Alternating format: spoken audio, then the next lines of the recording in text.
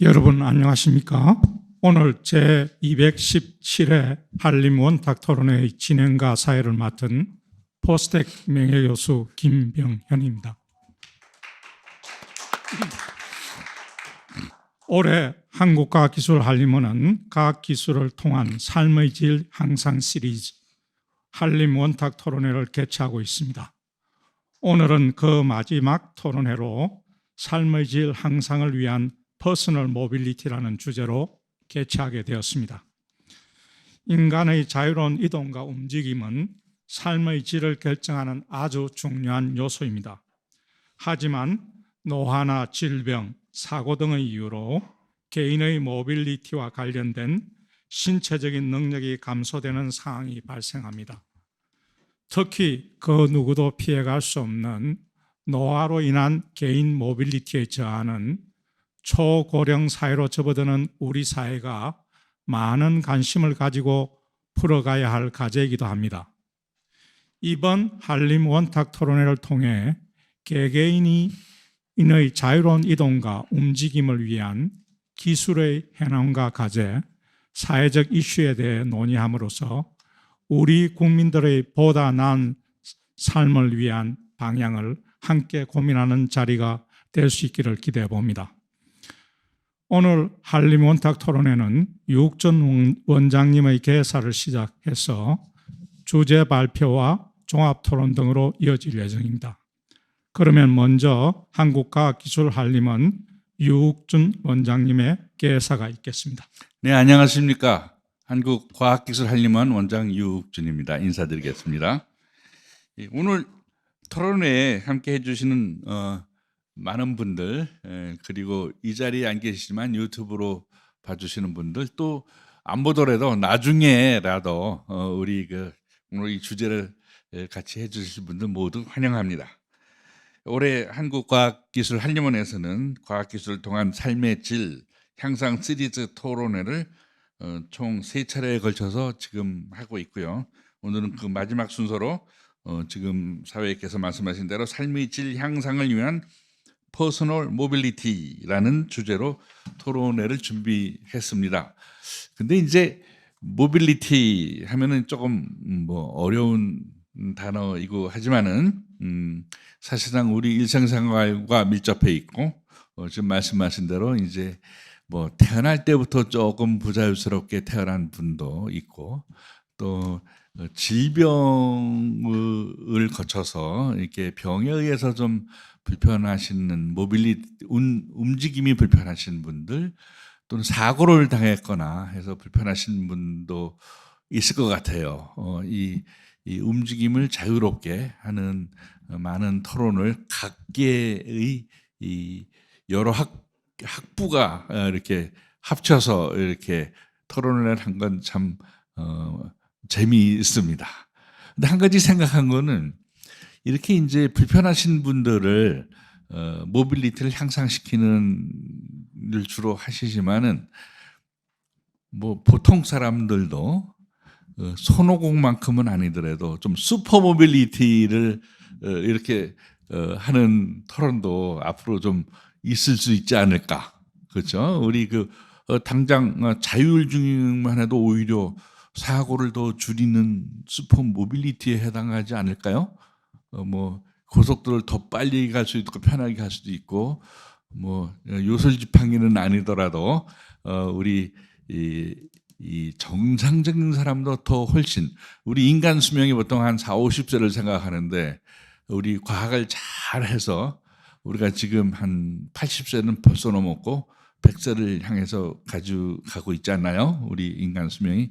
그것처럼 우리 태어난 우리의 운동력보다도 우리 과학기술에다가 잘 합쳐서 좀 더 슈퍼 모빌리티를 좀 슬슬 시작할 때도 아닌가 하는 생각을 좀 해봤습니다. 오늘 토론회에서 우리 여러 각계 분들이 모이셨는데 감사드립니다. 오늘 나와주신 분을 한 분 한 분 제가 거론을 하기 않겠습니다만은 주제 발표와 토론으로 참여해 주신 분들과 이 이야기를 같이 해주시는 모든 청중분들께 다시 한번 감사의 말씀을 드립니다. 감사합니다. 네, 유욱준 원장님 개와 격려의 말씀 감사드립니다. 자, 그러면 지금부터 주제 발표를 진행하도록 하겠습니다. 먼저 보행 기능 회복 및 유지를 위한 웨어러블 로봇 기술을 주제로 공경철 카이스트 기계공학과 교수님께서 발표해 주시겠습니다.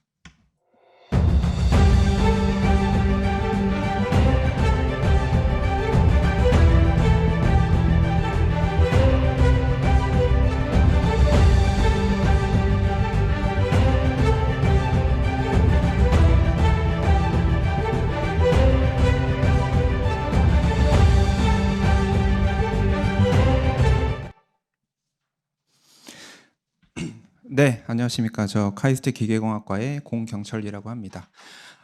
우선 이런 정말 뜻깊은 이 자리에 초대해 주셔서 제가 이제 이런 소개를 드릴 수 있도록 기회를 주셔서 너무 감사하다는 말씀 드리고요. 제가 오늘 소개해 드릴 내용은 보행 기능의 회복, 유지를 위한 웨어러블 로봇 기술입니다.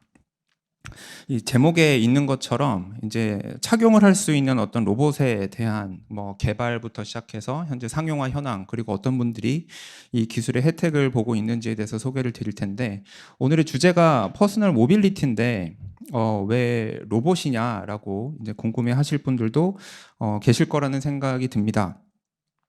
그렇지만 사람이 그 어떤 모빌리티를 이야기할 때 가장 기본적인 단위는 보행이라고 생각을 합니다. 물론 자동차를 이용한 뭐 자율주행도 최근에 모빌리티 아주 중요한 이슈가 되고 있고, 뭐 그 이외에 뭐 킥보드 등등의 다양한 퍼스널 모빌리티가 있지만, 그중에 제가 오늘 특별히 좀 소개드리고자 하는 내용은 보행과 관련된, 그리고 그 보행 기능이 약간은 저하된 분들을 위한 어떤 로봇 기술이라고 보시면 될 것 같습니다. 그러면 죄송합니다. 웨어러블 로봇이 무엇이냐에서부터 좀 소개를 드릴까 합니다. 웨어러블 로봇은 사실 로봇이라는 단어 자체는 벌써 한 100여 년 됐다고 합니다. 예전에 그 문학 작품에서 시작해서 로봇이라는 개념이 나오기 시작했는데, 이후에 어떤 실제적인 그 연구의 결과물이나 어떤 상용화의 결과물로서 세상의 첫 번째 빛을 본 로봇에서의 첫 번째 어떤 실물이 1965년도에 발표된 저 흑백 사진 안에 있는 하디맨이라는 저 장치라고 합니다. 이후에 한 10여 년 있다가 웨어러블 로봇이 아닌 그 휴머노이드 로봇의 원형이 처음에 이제 발표되기 시작했고요. 그 이후에 이제 2000년대 중반에 들어오면서 바야흐로 이제 좀 빛을 보기 이제 시작을 했습니다. 그러다가 2008년도에 이제 공전의 히트를 기록한 영화인 아이언맨이 나오면서 다시금 이제 대중에게도 아주 친숙한 키워드가 됐고요. 그러다 2010년대 중반에 들어서는 이제 국제적인 어떤 대회도 열리고, 그 대회 안에서 이제 우리나라도 아주 중요한, 그러니까 저희 팀도 중요한 역할을 하게 됐고, 바야흐로 2022년도부터는 아직은 뭐 적응증이 조금 일부에 국한돼 있기는 합니다만, 이제 우리나라에서 의료보험의 수가화에 이제 성공을 해서 어떻게 보면 공식적인 의료 기술의 하나로 이제 인정을 받기 시작한 그런 기술이 되겠습니다. 앞서 원장님께서 그 삶의 질과 고령화라는 그 상관관계에 대해서 설명을 주셨는데요. 이게 사실 웨어러블 로봇이 최근 들어서 이게 고령화라는 키워드와 맞물려서 유난히 좀 많은 좀 각광 내지는 이제 관심을 받고 있는 분야이기도 합니다. 왜냐하면 고령화와 관련돼 있는 여러 가지 그 신체 기능의 저하가 있습니다. 뭐 인지 기능의 저하, 피부, 뭐 시각 기능, 장기 기능, 감각 기능 등등 여러 이제 기능들이 저하가 되는데, 그 중에 이제 근력 저하 또는 근감소에 대해서는 뭐 비록 일부 그 의학 기술이 발달이 돼 있는 부분도 있지만 좀 직접적인 어떤 대체물이 확실하지 않은 상황에서 웨어러블 로봇이 어떤 중요한 하나의 역할을 할 수 있지 않을까라는 그런 리포트들이 나온 바 있고요. 그다음에 아마도 굉장히 익숙하실 그래프입니다. 뭐 제가 굳이 그 하나하나 설명을 드리지 않아도 아마 너무나 이제는 잘 아실 것 같은데요. 65세 이상의 그 고령자가 많아지고 있다라는 것도 당연한데, 그 숫자에 맞춰서 65세 이상의 장애 인구 또한 아주 가파르게 증가를 하고 있습니다. 그래서 오른쪽에 보시는 저 이제 매년 증가하고 있는 저 그래프가 장애인으로 등록돼 있는 분들 중에 65세 이상인 분들이고요. 그 중에 지금 그 퍼센트를 보시면 상당히 높은 퍼센트를 차지하는 게 지체 장애 또는 뇌병변으로 인한 어떤 장애 뭐 이런 부분을 차지하고 있는 것을 확인할 수가 있습니다. 그런데 제가 사실 저희 할리먼이라는 정말 어떤 정말 중요한 이 기회를 통해서 이렇게 많은 분들하고 공유하고 싶은 또 한 가지는 이 고령화도 분명히 문제인데 지금 소아 보행 장애 문제가 굉장히 심각합니다. 그 출산율이 떨어지고 있다. 그래서 우리나라에서 뭐 이제 뭐 0.6대로 떨어졌다라고 하는 뉴스가 시끌벅적한데요. 근데 오른쪽에 있는 저 숫자를 보시면 저게 그 매년 등록되고 있는 그 장애 아동의 등록 인구 수입니다. 이게 2016년까지는 뭐 의료기술의 발달 등등으로 인해서 이게 감소 추세에 있다가 2017년도부터 아주 급격하게 다시 증가하는 그런 추세에 있는데요. 사실 이 두 수치들을 각각의 인구수로 나눠 보면 사실은 그 심각성이 더욱 이제 크게 다가옵니다. 그래서 왼쪽은 그 전체 고령 인구 대비 고령 장애인의 비율이고 오른쪽에 있는 거는 전체 아동 인구 대비 장애 아동의 비율입니다. 그래서 보시면 뭐 여러 가지 사회적인 노력으로 또는 의학 기술의 발달로 분명히 이제 고령 장애인의 비율은 조금씩 떨어지는 추세에 있는 것으로 보입니다. 근데 문제는 전체 아동 인구 대비 장애 아동의 비율은 정말 뭐 떨어질 기세 없이 오히려 익스포넨셜리 이렇게 증가를 하고 있는 이런 추세에 있습니다. 아마도 그 예측하시다시피 그 하나의 가정에 뭐 그게 고령자가 됐든 이제 아이가 됐든 이렇게 이제 뭐 몸이 불편한 분이 그 생기게 되면 굉장히 본인뿐만 아니라 가족들 전체의 삶의 질이 상당히 영향을 받게 되는데요. 그래서 이런 그 아동 인구에 대한 장애 비율에 대한 면은 분명히 이제 사회적으로도 정말 이제는 좀 이슈가 돼야 될 그런 문제가 아닌가 이런 생각을 합니다. 그래서 이런 부분에 대해서 웨어러블 로봇이 과연 어떤 그 솔루션을 제공을 할 수 있는지에 대해서 소개를 드리자면 웨어러블 로봇은 크게 그 기본적으로는 인간 능력과 관련돼 있는 로봇 기술입니다. 그래서 인간 능력과 관련해서 일단 어느 정도 회복을 해야 되는 분들을 위한 웨어러블 로봇이 있을 수 있겠습니다. 여기에 주로 관련된 키워드가 뭐 장애 극복 아니면 고령화, 뭐 보행 재활 이런 키워드가 여기에 해당이 될 것이고요. 그 다음에 이제 일정 수준으로 유지가 필요한 분들을 위한 그런 웨어러블 로봇 기술도 있겠습니다. 이미 어느 정도의 재활을 하고 나서 회복을 하고 났으면 이제 그 건강을 유지하기 위한 어떤 기술로서 이제 웨어러블 로봇이 활용이 될 수가 있을 것이고요. 그 다음에는 이제 약간의 증강을 꿈꿀 수 있겠습니다. 뭐 일이나 운동을 할 때 좀 더 즐겁게 또는 평소에 했던 것보다도 조금 더 뭔가 강한 그런 힘을 내고 싶다거나 아니면 더 오래 뭔가를 하고 싶다거나 할 때 이런 증강을 꿈꿀 수 있겠고요. 그다음에 마지막으로는 이제 극단적인 초월을 꿈꿀 수 있을 거라고 생각을 합니다. 뭐 주로 국방과 관련된 곳에서 이런 인간 능력의 초월을 위한 그 웨어러블 로봇의 기술을 연구를 하고 있는 상황입니다. 그래서 제가 이렇게 네 가지의 그 웨어러블 로봇의 목표 내지는 비전을 소개를 드렸는데 이게 사실은 그 각각에 대해서 정부에서 주도해야 될 분야 그리고 전문 서비스 영역 그다음에 개인 서비스 영역으로 나누면 크게 잡아도 웨어러블 로봇이 이제 들어갈 수 있는 이제 대략 12개 정도의 그 어떤 세분화되어 있는 시장 또는 수요를 이제 확인할 수가 있습니다. 그래서 인간 능력 회복에서의 정부 주도 하에 이제 커야 되는 산업인 뭐 장애인에 대한 그 보조기기에서부터 시작을 해서 그 재활치료용 의료기기로 나아가서 뭐 가정 내 재활훈련용 보조기기, 그다음에 인간 능력 유지 관련해서는 노인 요양 복지기기부터 시작해서 뭐 운동을 보조한다거나 아니면 일상생활에서의 운동을 보조한다거나 하는 뭐 그런 방식으로 이제 활용이 될 것이고요. 가장 오른쪽으로 가서 인간 능력 초월로 가면 이제 주로 국방 또는 산업 중에서도 굉장히 무거운 짐을 그 다루는 그런 쪽으로 이제 발전이 되어 나갈 것입니다. 그래서 이렇게 다양한 분야에서 웨어러블 로봇 기술이 활용이 되고 있는 만큼 이제 전 세계에 있는 대기업들에서도 이제 웨어러블 로봇에 대한 관심들을 많이 보여주고 있습니다. 그래서 우리나라에서는 뭐 삼성전자, 현대자동차, LG전자, 뭐 LG넥스원 등등 여러 대기업이 이제 그 웨어러블 로봇에 대한 관심을 표명한 바 있고요. 해외에서도 죄송합니다. 해외에서도 뭐 포드, 아마존, 토요타, 아우디 등등의 여러 기업들이 이제 웨어러블 로봇에 대해서 뭔가 개발에 대한 결과물을 가지고 시장에 이제 노크를 할 준비들을 많이 하고 있는 것으로 보입니다. 그래서 사실 그 웨어러블 로봇은 지금 거의 뭐 춘추 전국 시대 말기에 해당하는 것처럼 정말 많은 기관들이 최근에 그 벤처 창업도 하고 있고 그리고 기존에 있었던 그 굉장히 굴지의 기업들도 이제 웨어러블 로봇에 대한 어떤 비전들을 밝히고 있는데요. 물론 그 중에 저희도 일부 여기에 포함되어 있는데 이 중에서 저희가 직접 하고 있고 그리고 이제 어느 정도 성과를 가져온 그 세부적인 내용에 대해서 오늘 그 좀 하나하나 세부적으로 소개를 드리고자 합니다. 제가 아까 소개드렸던 그 웨어러블 로봇을 이용해서 진입할 수 있는 여러 그 수요의 그 가지수를 다시 한번 보여드리는데요. 우선은 오늘 발표의 제목에 맞게 보행 기능의 재활과 어떤 일상생활 보조를 위해서 가장 먼저 재활 치료용 의료기기에 대해서 소개를 드리도록 하겠습니다.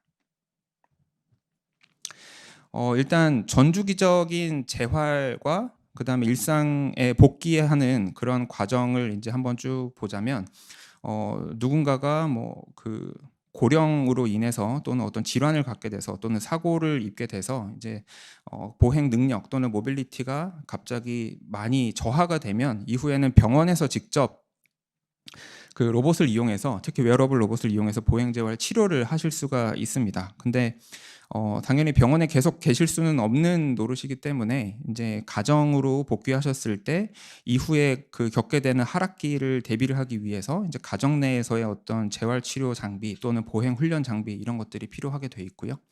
그다음에 여기서 끝나는 게 아니라 저희가 뭐 예를 들면 눈을 검사하거나 뭐 약간의 뭔가 처치를 하기 위해서 안과를 갔을 때 그렇지만 또 남아있는 약간의 그 시력 저하를 보완을 하기 위해서는 이제 나오는 길에 안경이나 렌즈를 맞춰야 되겠죠. 그거랑 똑같이 이제 이런 그 보조기기 쪽에서도 잔존 장애가 발생한다면 그 부분을 보완을 하기 위한 이런 이제 일상생활에서의 웨어러블 로봇도 필요하게 돼 있습니다. 그래서 이게 저희뿐만 아니라 다 이런 식으로 구분을 해서 접근을 하게 되어 있고요. 그래서 지금 보여드리는 여러 기관들에서 만든 이런 이제 장비들이 뭐 병원용 장비, 그다음에 가정용 장비, 그다음에는 개인용 장비 이런 식으로 일종의 파이프라인을 구성을 하고 있는 상황입니다. 그래서 제가 좀 디테일하게 보여드릴 웨어러블 로봇은 저희가 개발한 웨어러블 로봇은 지금 보이시는 것처럼 엔젤렉스 메디컬 M20이라는 이름을 붙여놓은 이 웨어러블 로봇이고요. 이 로봇은 그 병원 현장에서 보행 재활 치료에 사용이 되기 위해서 보통 일반 그 재활 현장에서 사용할 수 있는 그런 여러 가지 그 보행 훈련 프로토콜을 담고 있습니다. 그래서 앉기, 서기, 뭐 아니면 뭐 평지를 보행하기, 계단 오르기, 아니면 서 있기, 스쿼트 이런 등등의 이제 그 웨어러블 로봇을 이용한 이제 보행 재활 프로그램을 제공을 하게 되어 있고요.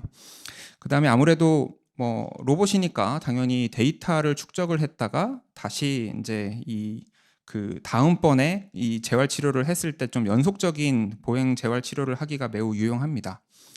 그리고 이게 이제 작년부터 MM304라고 하는 로봇 활용 그 보행 재활 훈련의 선별 급여의 그 혜택을 받을 수 있게 돼서 이제 최근에는 병원에서의 어떤 비즈니스 관점에서의 솔루션도 일부 마련된 그런 상황이기도 합니다.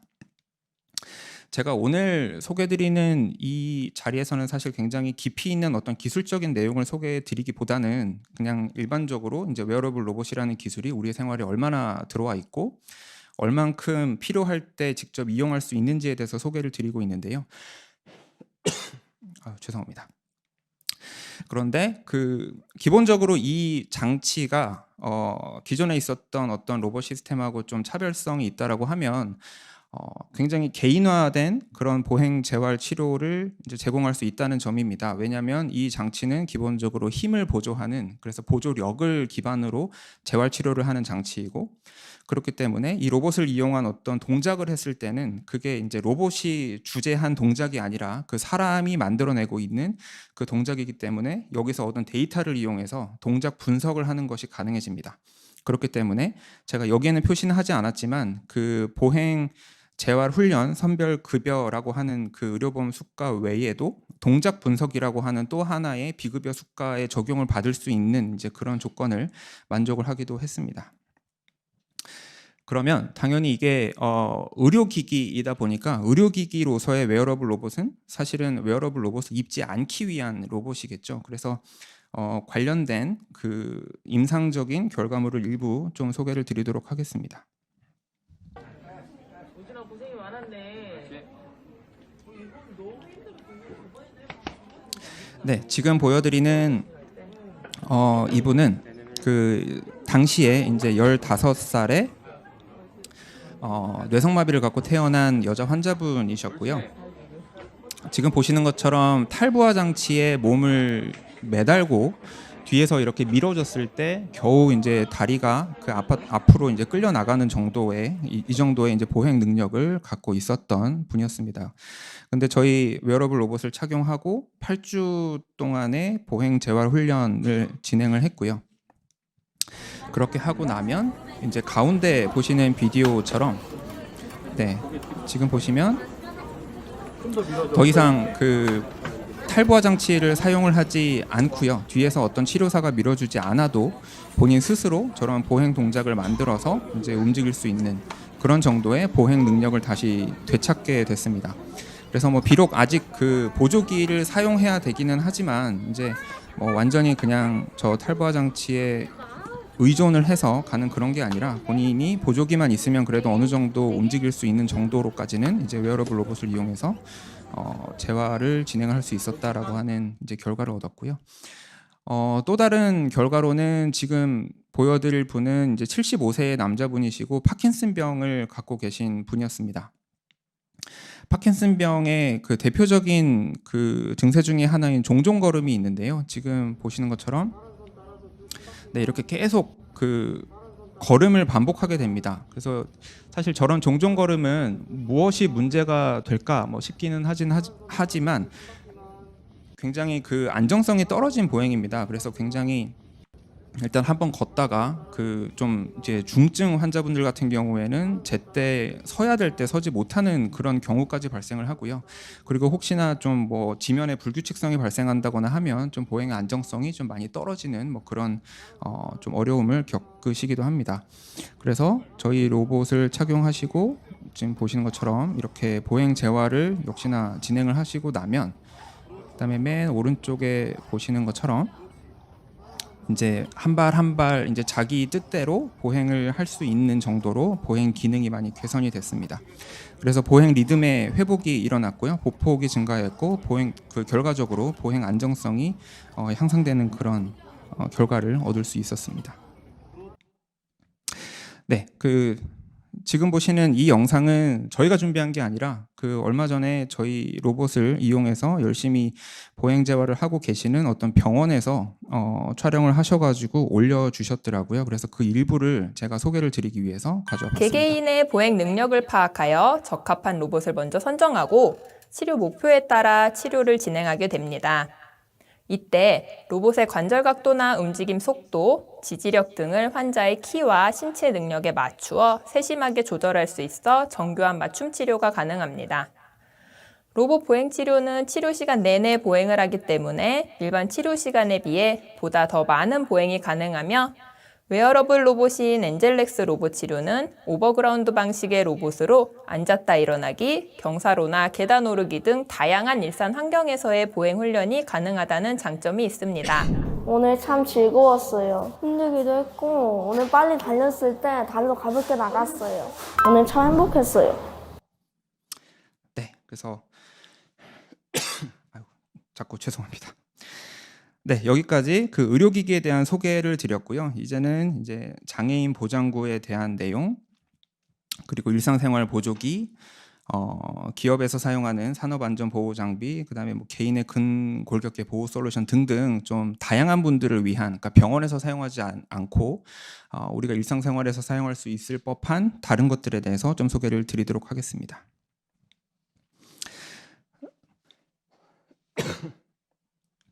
네, 지금 소개드릴 내용은 그 워컨슈트라고 이름을 붙인 하반신 마비 장애인의 로봇 보행 보조기입니다. 이 로봇은 기본적으로 하반신 완전 마비 장애인 분들을 위한 로봇이기 때문에 사실 앞서서 보여드렸던 엔젤렉스 메디컬하고는 다르게 그 환자가 아니라 장애인을 위한 로봇이고요. 그 중에서도 특히나 이제 그 하반신의 근력을 완전히 잃어버린 그 척수 손상 마비 장애인 분들을 위한 그런 로봇 시스템이 되겠습니다. 따라서 이 웨어러블 로봇이 앞서 보여드렸던 의료기기에 비해서는 훨씬 더 강력한 구동기를 가지고 있고요. 사실은 이 로봇은 로봇이 다 알아서 뭔가 동작을 만들어내야 되는 그런 형태의 로봇입니다. 다만 이제 사용자는 이제 그때그때 본인이 하고 싶은 동작을 로봇에 잘 전달하는 의도 전달 시스템이 굉장히 중요하게 작동을 하게 되어 있습니다. 사실 지난 2020년도에 그 사이베슬론이라고 하는 대회가 열렸었습니다. 뭐 일명 국제 사이보그 올림픽이라는 대회가 있었는데요. 처음에 그 출사표를 던진 나라는 한 15개 나라의 20개 팀이 참여를 했고, 그다음에 실제로 이제 기술을 완성을 해서 현장에서 서로 경쟁을 한 거는 이 중에 10개 팀 정도가 됐습니다. 그 중에 저희 그 워컨슈트를 착용한 김병욱 선수하고 이주연 선수가 이제 나란히 1등하고 3등을 차지해서 이제 저희 팀이 국제대회 1등을 차지를 하게 된 그런 경험도 있었는데요.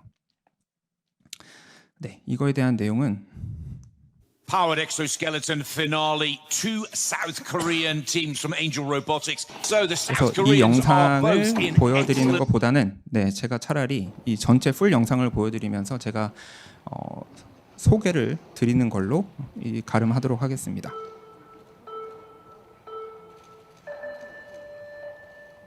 네, 지금 이분이 그 하반신 완전 마비 장애인이십니다. 1998년도에 네, 98년도부터 이제 휠체어 생활을 하셨던 분이고요. 그 뺑소니 사고로 인해서 그 원래는 그 운동 선수셨는데 갑자기 이제 휠체어 생활을 하시게 된 분이고, 로봇의 힘을 빌어서 이렇게 앉기, 서기 이런 기능이 이제 다시 가능해졌습니다.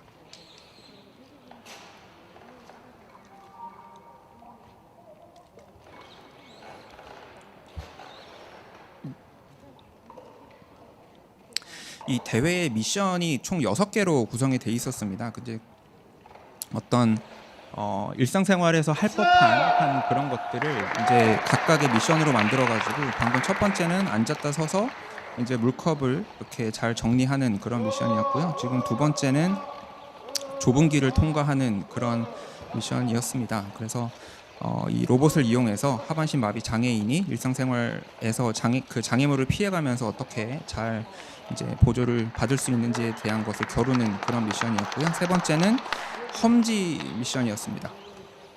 그래서 이렇게 울퉁불퉁한 곳을 얼마나 잘 또 이동할 수 있는지를 보여주는 그런 세 번째 미션이었고요.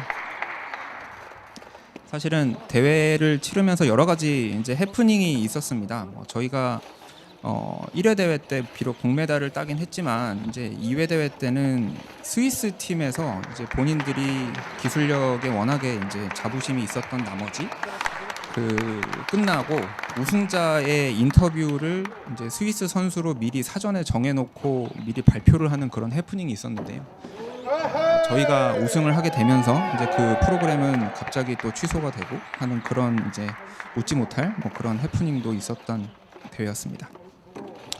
방금 말씀드린 동안 지금 이제 험지를 잘 이렇게 건너서 이제 계단을 오르고 계단을 내리는 이런 미션을 수행을 할 수가 있었고, 지금 보시는 것처럼 이제 계단을 앞으로 올라서 앞으로 내릴 수 있는 정도의 이제 굉장히 강한 구동력을 갖고 있는 그런 로봇이었습니다.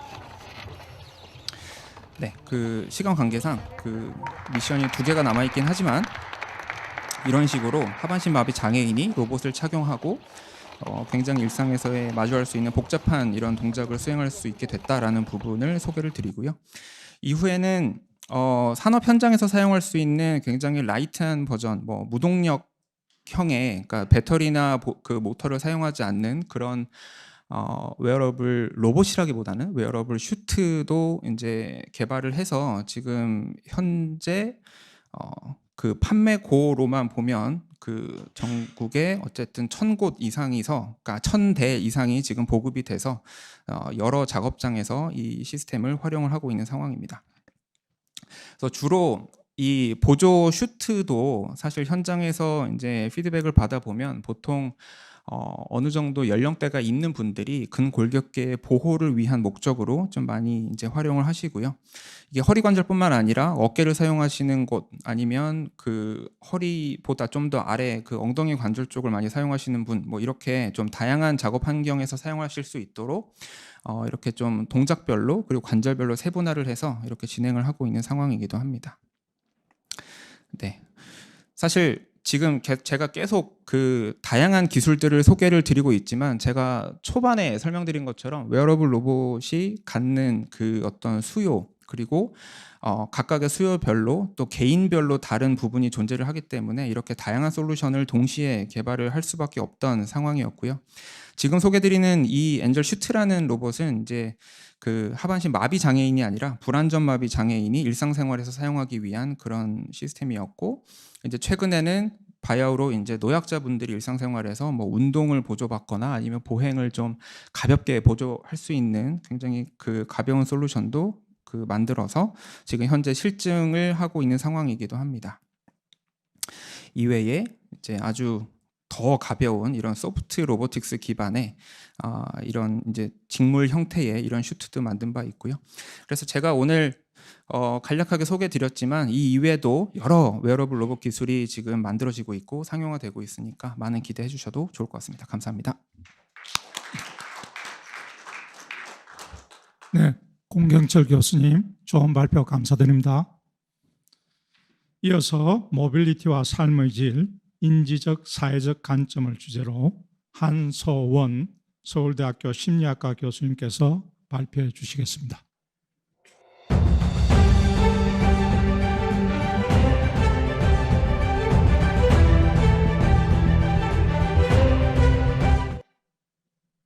네, 안녕하십니까. 서울대학교 심리학과 한수원입니다. 이렇게 기술적으로 많은 연구를 하시는 이런 토론회에서 심리학자가 무슨 발표를 할까 이렇게 생각하실 수도 있을 것 같은데요. 사실은 저는 모빌리티에 대해서 걸어 다니자 이런 이야기를 하러 나왔습니다. 제가 이제 노화의 새로운 패러다임, 신체 움직임, 모빌리티와 사회적 연결, 정책 제안 이렇게 목차를 잡았는데요. 맨 처음에 나온 노화는 나이가 들었다, 고령자만을 의미하는 것이 아니라 저희가 나이듦, 에이징의 적절한 단어가 많지 않아서 그저 노화라고 불렀습니다. 노화의 새로운 패러다임이 필요한데요. 이것도 아주 많이 보셨을, 너무 많이 보셨을 그런 인구 구조 표입니다. 왼쪽이 2023년 올해고요. 그다음에 2050년 앞으로 한동안 이제 나중에 어떻게 될 것인가 프로젝션인데요. 이 프로젝션이 바뀌지 않겠죠. 바뀔 수가 없습니다. 왜냐하면 0세에서 10세까지, 10세, 20세까지 그 수치가 바뀌어 날 수가 없기 때문에 이 인구 구조는 유지가 될 것이고요. 그런데 지금 현재 지금 중간 연령이 45세입니다. 정확히는 45.6세. 46세에 가까운데요. 1980년에 22세. 저희가 사실 굉장히 많이 변했습니다. 그리고 2050년에는 절반 60세 이상이 될 전망인데요. 이게 왜 중요하냐면 우리가 중간이라는 게 어떤 의미냐는 게 우리가 세상을 만들고 환경을 만들고 건축을 할 때 어디에 기초를 두고 만들 것인가 이걸 좀 생각해 볼 필요가 있습니다. 노화는 질병이 아니죠. 그런데 노화를 질병으로 보는 시각이 있습니다. 노화를 또 치료하려고 하는 그런 연구도 많이 있습니다. 세포생물학 이런 쪽에서 많이 있는데요. 과학적인 근거가 분명히 있는데 사실 실용성이 그렇게 가까이 있는 것은 아닙니다. 과학적으로는 의미가 있지만요. 그래서 저희가 생각할 때 우리에게 필요한 것이 뭐냐면 노화라는 것이 70%는 생활 방식에 의해서 결정된다는 것입니다. 저는 인지 노화 연구 전문가인데요. 인지 노화를 연구하면 저희가 통계적으로 볼 때 이렇게 쇠퇴하는 것이 가장 많이 나오는 것이 아닙니다. 쇠퇴가 아니라 뭐냐면 그 variance, 그 편차가 많아지는 거예요. 노년층이 동일한 집단이 아닙니다. 그 편차가 점점 커집니다. 나이가 들어갈수록 편차가 커집니다. 그리고 그것은 생활 방식에 의해서 많이 결정이 됩니다. 이건 스탠포드 센터 온 롱제비티라는 기관에서 가져온 모델인데요. 우리가 가지고 있는 인생의 모델이 이렇습니다. 젊었을 때, 어렸을 때 공부를 열심히 하고 이제 중반기에 열심히 일을 하고 후반기에 쉰다. 이런 모델을 우리가 굉장히 오랫동안 가지고 있습니다. 지금도 사실 그런 아이디어를 가지고 있습니다. 그런데 그게 더 이상 작용이 하지 않는다는 거죠. 100세 시대에 65세 은퇴하고 35년을 쉰다는 게 맞지도 않고, 그리고 또 제 주변에 제 나이 또래에 열심히 일한다고 하시면서 또 여러 가지 질병, 뭐 심장병, 여러 가지 질병에 걸리는 경우도 굉장히 많죠. 우리가 그런 게 다 맞지 않고 어렸을 때나 인생의 중반기나 후반기에 이렇게 공부하는 것, 일하는 것, 쉬는 것이 다 넓게 퍼져 있어야 된다. 이런 아이디어입니다. 그런데 이렇게 우리가 전 인생에 걸쳐서 적극적으로 활발하게 살기 위해서 그 기본축이 되는 것이 이동성, 모빌리티입니다. 이 모빌리티가 독립적인 생활을 하는데 결정적으로 중요한 요인이고, 신체적 피트니스, 인지 능력, 사회적 연결과 긴밀하게 관련되어 있습니다. 이동성이 왜 중요한지는 우리가 다 아는 일이죠. 그런데 이 이동성이라는 거, 모빌리티라는 게 우리가 그런 게 일상생활에 중요하다는 것뿐이 아니라 뇌인지 기능과 아주 긴밀한 연관성이 있습니다. 신체 기능이 약화되면 넘어질 위험이 많아지고 인지 기능 저하를 만들면서 삶의 질을 낮출 수 있는데요. 이런 이야기도 우리가 흔히 듣는 이야기죠. 우리가 아는 주변에 어느 집 부모님이신데 원래 건강도 괜찮으시고 그러셨는데 바깥을 가다가 넘어지셨는데 그 이후에 넘어지셔서 움직이지 못한 다음에는 그 다음에 갑자기 인지 기능이 마구 쇠퇴하셔서 치매가 심해지시고 결국에는 요양원에 가실 수밖에 없게 됐다. 우리가 흔히 듣는 스토리 중에 하나입니다. 우리가 움직이지 못한다는 게 어떤 의미가 있으냐면 움직이지 못함으로 인해서 뇌인지 기능이 쇠퇴하는 것도 있고 또 사회적인 연결이 줄어드는 게 있습니다. 그래서 인지 기능과 삶의 질을 예측하는 주요 신체 기능이 있는데요. 보면 무릎 기능, 뭐 균형, 발걸음 폭, 악력이 들어가는데요. 이건 또 신기한 건데 전반적으로 볼 때 얼마나 잘 걸어 다닐 수 있느냐죠. 악력이 사실 그 삶의 질을 예측하는 굉장히 중요한 요소로 나오는데요. 근력을 악력이 되게 잘 측정할 수 있어서 그런 것 같습니다. 운동이 뇌인지 기능을 향상시킵니다. 뇌인지 기능이 좋아야 운동을 할 수 있는 게 아니라 운동이 뇌인지 기능을 향상시키죠. 제가 별로 안 좋아하는 표현 중에 엉덩이 붙이고 앉아서 공부해라, 공부 열심히 해라, 이런 표현들을 어머니들이 쓰시는데요. 엉덩이 붙이고 앉아서 공부를 해서 뇌가 잘 돌아가는 게 아니라 몸을 움직여야 됩니다. 나이가 들어가면 들어갈수록 그건 더 중요합니다. 그래서 많은 연구들이 운동, 유산소 운동, 근력 운동이 신체 건강뿐 아니라 뇌 기능과 인지 기능을 향상시킨다는 그런 연구 결과가 나와 있습니다. 제가 이거 20년 된 연구인데 아직도 자랑스럽게 생각하는 네이처에 제가 한 연구가 나와 있는 게 있는데요. 여기서 중요한 게 나이가 들어서 에이징 피트니스 앤 뉴로 커그니티브 펑션이라고 되어 있는데 나이가 들어서 우리가 운동을 하는 것이 뇌인지 기능을 향상시킨다는 것입니다. 유지하는 것이 아니라 향상시키는 게 가능하다는 것이죠. 그런데 여기서 하는 그 운동이라는 게 그냥 걷는 운동입니다. 걷고 어떤 경우 빨리 걷고 뭐 댄스 이런 게 포함되어 있는 경우도 있지만 주로는 걷는 운동입니다. 우리가 걷는다는 게 얼마나 중요한지 나와 있는 연구가 요새는 더 많아지고 있는데요.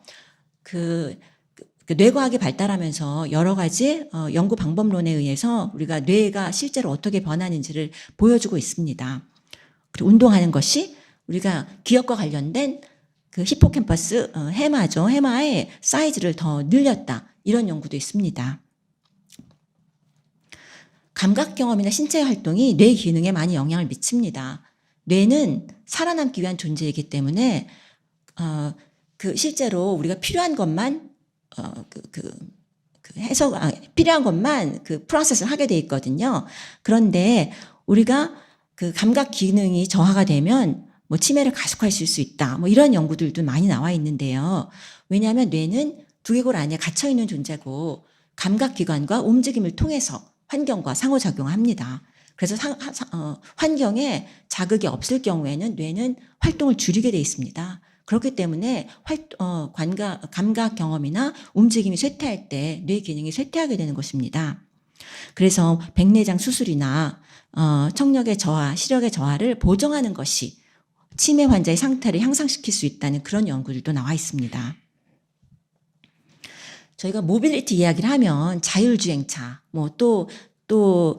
그 다른 웨어러블 로봇도 지금 이제 말씀해 주셨고요. 이런 생각을 하는데 우리가 그렇게 그 하이테크, 아주 하이테크를 가지 않더라도 우리가 정말 따릉이, 서울에 있는 따릉이라던가 어떤 교통 그 시스템 이런 것이 너무나 중요합니다. 미래 교통에 우리가 자율주행차를 떠올리기 쉽지만 우리가 공유 모빌리티 시스템이 어떻게 디자인되어야 하는가, 또 이런 것도 필요하고요. 또 교통 약자를 위한 서비스가 어떤 것이 필요한가, 이런 것도 굉장히 중요합니다. 비휠체어 장애인이라고 하면 아주 심한 장애인이 아닐지라도 우리가 이런 비휠체어 장애인을 위한 택시 서비스가 수요가 급증해서 지금 그런 서비스 쓰려면 한 41분 기다려야 된다고 해요. 아주 많은 수요가 있다는 이야기고요. 모빌리티가 중요한 이유는 사회적 연결과 직결되기 때문입니다. 코비드-19 때 이동성에 대해서 여러 가지 연구가 있습니다. 구글 모빌리티 리포트에서 가져온 것인데요. 보면 여기서 많은 움직임이 늘어난 것은 어디를 가냐면 이제 그 공원에 가는 거고요. 줄어든 게 뭐냐면 일하러 가는 거 아니면 또 뭐 어딘 다른 모임 같은 데 가는 게 줄어들어 있습니다. 잘 보면 우리가 걸어 다닐 수 있는 게 많아진 것은 좋은 일이지만, 그리고 여기에 이렇게 차이가 나는 걸 보시면요. 그 차이는 이제 날씨랑 관련이 있는 거예요. 계절에 따라서 바깥에 많이 나갈 수 있으면 나가고 그렇지 않으면 안 나가는 그런 현상인데요. 그러다 보니까 잘 보면 혼자 하는 이동성입니다. 그래서 팬데믹을 거치면서 좀 더 고립된 사회가 되어버렸습니다. 그 전에도 고립이라는 게 큰 문제가 되었었는데 고립된 사회가 되었고 돌아다니지 못하니까 더 고립이 된 것이죠. 한국의 경우 20, 30대 청년 중에서 집 밖에 나가지 않는 은둔형 외톨이 청년이 60만 명을 넘어간다고 2022년 통계청 발표가 나왔고요. 사회적인 문제가 되고 있는 고독사, 사망자 중에 고독사가 우리가 나이가 많고 그리고 또 이제 어떤 게 있을까 이렇게 정확히 알고 있지 못하지만 이렇게 수치가 나온 걸 정확히 보시면 그 연령대가 좀 퍼져 있습니다. 퍼져 있고 사실 한눈에 보실 수 있는 게 뭐냐면 여기 오른쪽 아래쪽 표를 보면 성별차거든요. 오른쪽이 여성이고 왼쪽이 남성인데 성별차는 엄청나게 나옵니다. 이 성별차가 엄청나게 나오는 이유 중에 하나가 사회적인 활동입니다. 고립되었을 때 고립되기 쉽고 더 사회적인 활동을 줄이기 쉬운 성별이 남성이라고 나와 있거든요. 그래서 해외의 경우에 주거가 불안정한 청년과 노인을 연결시켜주는 공동주거라던가 이런 커뮤니티 활성화를 위한 국가적 개입이 나오고 있습니다. 사실 걷기 좋은 사회를 만들어야 되고 걷기 좋은 도시를 만드는 게 중요합니다. 걷는다는 게 중요하기 때문에 그런데요.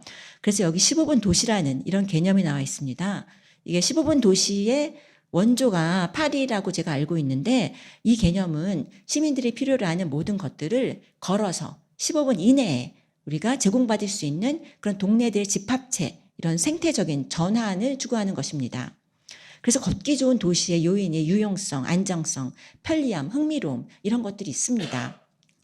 그런데 여기 이제 왼쪽에 나와 있는 이 그림이 이제 파리에서 나와 있는 그림이고요. 파리에서 추구하는 것을 나와 있는 것인데 오른쪽에 보면 또 한국은 또 워낙 경쟁적이시다 보니 10분 도시 막 이런 것이 막 나와 있습니다. 이거 CNN 뉴스에 가져온 건데요. CNN 월드 이코노믹 포럼 이런 데 자주 등장하는 건데 한국에서 서울이 10분 도시를 추구한다. 이렇게 나와 있는데 사실 여기서 딱 보시면 그 차이를 바로 보실 수 있죠. 이 도시는 걸어 다니는 도시가 아니라 되도록 안 걸으려는 도시가 되었습니다.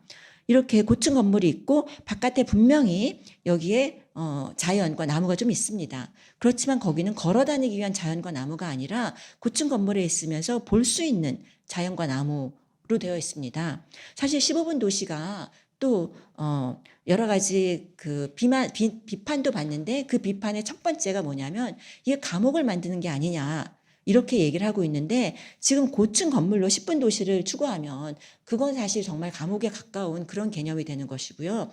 15분 도시는 더 많이 걷기 위한 도시입니다. 그래서 사실 10분 도시를 추구할 것이 아니라 저희가 사실은 20분 도시라던가 경쟁을 하려면 30분 도시라던가 이렇게 나가야 되는데 지금 반대 방향으로 나가고 있는 게 좀 아쉬운 점입니다. 사실 모빌리티가 사회적 연결과 중요하기 때문에 모빌리티로 인해서 어떤 사회를 만들 것인가, 어떤 공간을 만들 것인가 그런 이야기를 저는 많이 합니다. 왜냐하면 건물과 실내 공간, 거리가 모두 사람의 행동과 생각을 유도하고 타인과 관계를 결정합니다. 그 환경이 우리의 행동을 결정하는데 이렇게 어두운 데 있으면 좀 새로운 생각이 잘 안 나기도 하고 걷기 좋은 환경이 돼 있으면 우리가 더 많이 걷게 됩니다. 우리가 그걸 극복하고 할 수도 있겠지만 환경에 우리는 영향을 받습니다. 그런데 우리가 특히 바깥 어떤 환경으로 만들어 놓냐에 따라서 우리가 다른 사람과 더 친해질 가능성도 있고 사회적 연결이 더 높아질 가능성이 있습니다. 이거는 외로움이 굉장히 큰 문제가 돼서 외로움 장관까지 나온 영국에서 이런 캠페인 같은 걸 했는데 해피 투 챗 벤치 그래서 벤치에 이렇게 써놓는 거예요. 그래서 그 벤치에 앉아 있으면 다른 사람들이 와서 말을 붙여줘 좋다. 그리고 나도 다른 사람과 이야기를 좀 하고 싶다. 그런 의미로 만들어진 벤치입니다. 그리고 여기에 오른쪽 아래쪽에 저희 쌈짓길인데요. 쌈짓길 인사동 쌈짓길 이게 그 건축학자들이 가끔 사진에 쓰는데 그 이유가 여기 디자인이 사람들과 이렇게 교류가 더 잘 되도록 디자인이 돼 있다. 그런 식으로 예로 쓰더라고요. 그래서 여기서 보면 다른 사람과 마주치지 않을 수 없는 그런 디자인을 만들어 놓은 것입니다. 제가 그래서 어떤 걸 또 우리가 추구해야 할 것인가 많이 걸어야 된다가 이때 제가 첫 번째인데 그렇게 해야 더 정신 건강과 우리가 정신 건강, 신체 건강, 뇌 인지 기능에 좋다. 그런 이야기를 드리면서 그럼 어떻게 우리가 디자인을 하는 것이 좋을 것인가? 그러니까 WHO에서 노인 친화 도시 모델을 만들어 놓은 게 있는데요. 여기서 노인 친화지만 에이지 프렌들리입니다. 꼭 노인이라기보다는 전 연령대 더 친화적인 그런 도시를 이야기하는데요. 장애물이 없고 안전한 거리가 노년층뿐 아니라 어린이, 청년, 장애인 포함 모든 사람의 이동성과 독립성을 향상시킨다. 이런 식으로 나와 있습니다. 여기 오른쪽에 위에 있는 그 사진은 사실 제가 일하는 건물에서 제가 제 그 사무실 바깥에서 그냥 찍은 사진인데요. 이 바닥이 미끄러워서 원로 교수님이 한번 크게 넘어지셔서 척추를 다치신 적이 있습니다. 그 이후에 이런 걸 다 깔아놨어요. 미끄럼 방지 별거 아닌 걸 깔아놨는데 그 이후로는 정말 이거는 나이에 관계없이 미끄럼이 확 줄었죠. 이렇게 별거 아닌 것만 가지고도 환경의 작은 변화만 가지고도 예를 들어서 산책로, 가로등, 도로 보수, 미끄럼 방지 이런 것만 가지고도 퍼스널 모빌리티를 크게 향상시킬 수 있습니다. WHO에서 나온 노인 친화 가이드는 건물과 도로를 어떻게 하는 것이 좋을 것인가 이런 가이드예요. 녹지 공간, 야외 의자, 보행자 친화적인 울퉁불퉁하지 않은 보도 이런 것들입니다. 우리가 그다지 어려운 게 아니라 이게 하이테크 아니고 이건 별거 아닌데라고 생각하실 수 있으나 이런 걸 고침으로써 우리가 더 그 사람들이 걸어 다니기 좋은 환경이 되는 것이고요. 보행자를 위한 지하도, 건널목 여러 가지가 있고 당연히 밝은 가로등, 시각적으로 막혀 있지 않고 안전한 공간 등이 굉장히 중요합니다. 접근성도 우리가 엘리베이터, 경사로 이런 것들도 필요하고요. 뉴욕의 노인 친화적 개혁이라 그래서 2007년에 뉴욕 시장이었던 블룸버그가 이제 시작한 건데요. 노인 빈곤 문제를 해결하기 위해서 이런 친화 개혁을 했습니다. 빈곤 문제를 해결하기 위해서 도시 이런 걸 구조를 바꿨어요. 그래서 빈곤 문제가 많이 향상이 됐습니다. 이게 되게 특이한 것 같은데 여기가 돌아다닐 수 있는 모빌리티 향상한 것이죠. 사실 미국은 한국만큼 대중교통이 잘 안 돼 있죠. 그런데 이런 대중교통이라던가 앉아있을 수 있는 공간이나 돌아다니기 쉽도록 이렇게 모빌리티를 향상시켰고 좀 더 안전성을 향상시켰는데 이런 것들을 향상시킴으로써 정말 그 노인 빈곤 문제 등뿐이 아니라 정말 모두가 살기 좋은 그런 도시로 한 발짝 더 나아간 그런 계기가 됐습니다. 이게 사회적 지지와 정보의 공유를 강조하는 것이 개인의 삶의 질을 향상시키는 그런 길이 된 것이고요. 그래서 2010년에 미국에서는 처음으로 WHO의 노인 친화 도시 네트워크에 들어갔습니다. 저희 나라의 서울은 안 들어갈까 했는데 여기는 껴있지 못하더라고요. 네. 그래서 우리가 어떻게 건축 환경, 무엇을 추구해야 할 것인가. 우리가 정말 이게 추구해야 할 것이 코어 하우징이라던가 에이징 인 플레이스 이런 이야기를 하는데 그 인재 노화 연구하는 데에서는 내가 살고 있는 공간을 독립성과 이동성을 높인 안전한 공간으로 만드는 것, 그런 것을 에이징 인 플레이스로 이야기를 합니다. 우리가 다 아주 그 건강하게 20대처럼 활동할 수 있으면 좋겠지만 그렇진 않죠. 그리고 저희가 꼭 그렇게 돼야만 하는 것도 아닙니다. 제가 맨 처음에 여기서 그 인구 구조가 바뀌는 걸 보여드린 이유는 우리가 무엇이 평균인가, 무엇을 위한 도시를 만들어야 하는가, 이런 것에서 우리가 정말 너무 한정된 연령대를 위한 도시를 만드는 것이 모두에게 좋지 않다고 생각이 되고요. 저희가 주변 사람과 환경, 테크놀로지를 모두 활용해서 건강하고 현명하게 행복하게 나이 들어가는 것이 또 우리 모두를 위한 그런 환경이고 테크놀로지의 활용이라고 생각을 합니다. 이게 지금 마지막 슬라이드인데요. 삶의 질 향상을 위한 모빌리티 정책, 이런 이야기를 하면서 제가 사실 여기다 갖다 놓은 게 저희 따르릉 노래입니다. 이게 저희가 그 애창 동요죠. 따르릉 따르릉 비켜나세요. 자전거가 나갑니다. 따르르르릉. 그리고 그 다음에 저기 가는 저 노인 꼬부랑 노인 우물쭈물 하다가는 큰일 납니다. 이렇게 나오죠. 이게 좋지 않은 가사다. 그래서 이걸 바꿔서 이렇게도 부릅니다. 저기 가는 저 사람 조심하세요. 우물쭈물 하다가는 큰일 납니다. 이게 1933년에 쓰여진 그런 곡입니다. 딱 100년 전이죠. 이때는 저희 한국의 기대 수명이 남자의 경우에 32살, 여자의 경우에 34살이었습니다.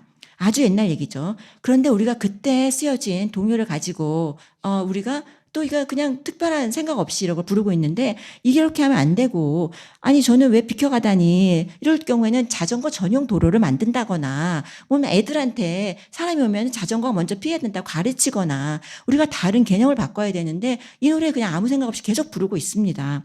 저희가 연령별 이동성에 대한 편견이 굉장히 강한 게 이런 노래가 아무렇지도 않게 뭐 좋은 동요지만 가사는 우리가 지금 현재 맞지 않는 가사인 게 너무 확실하거든요.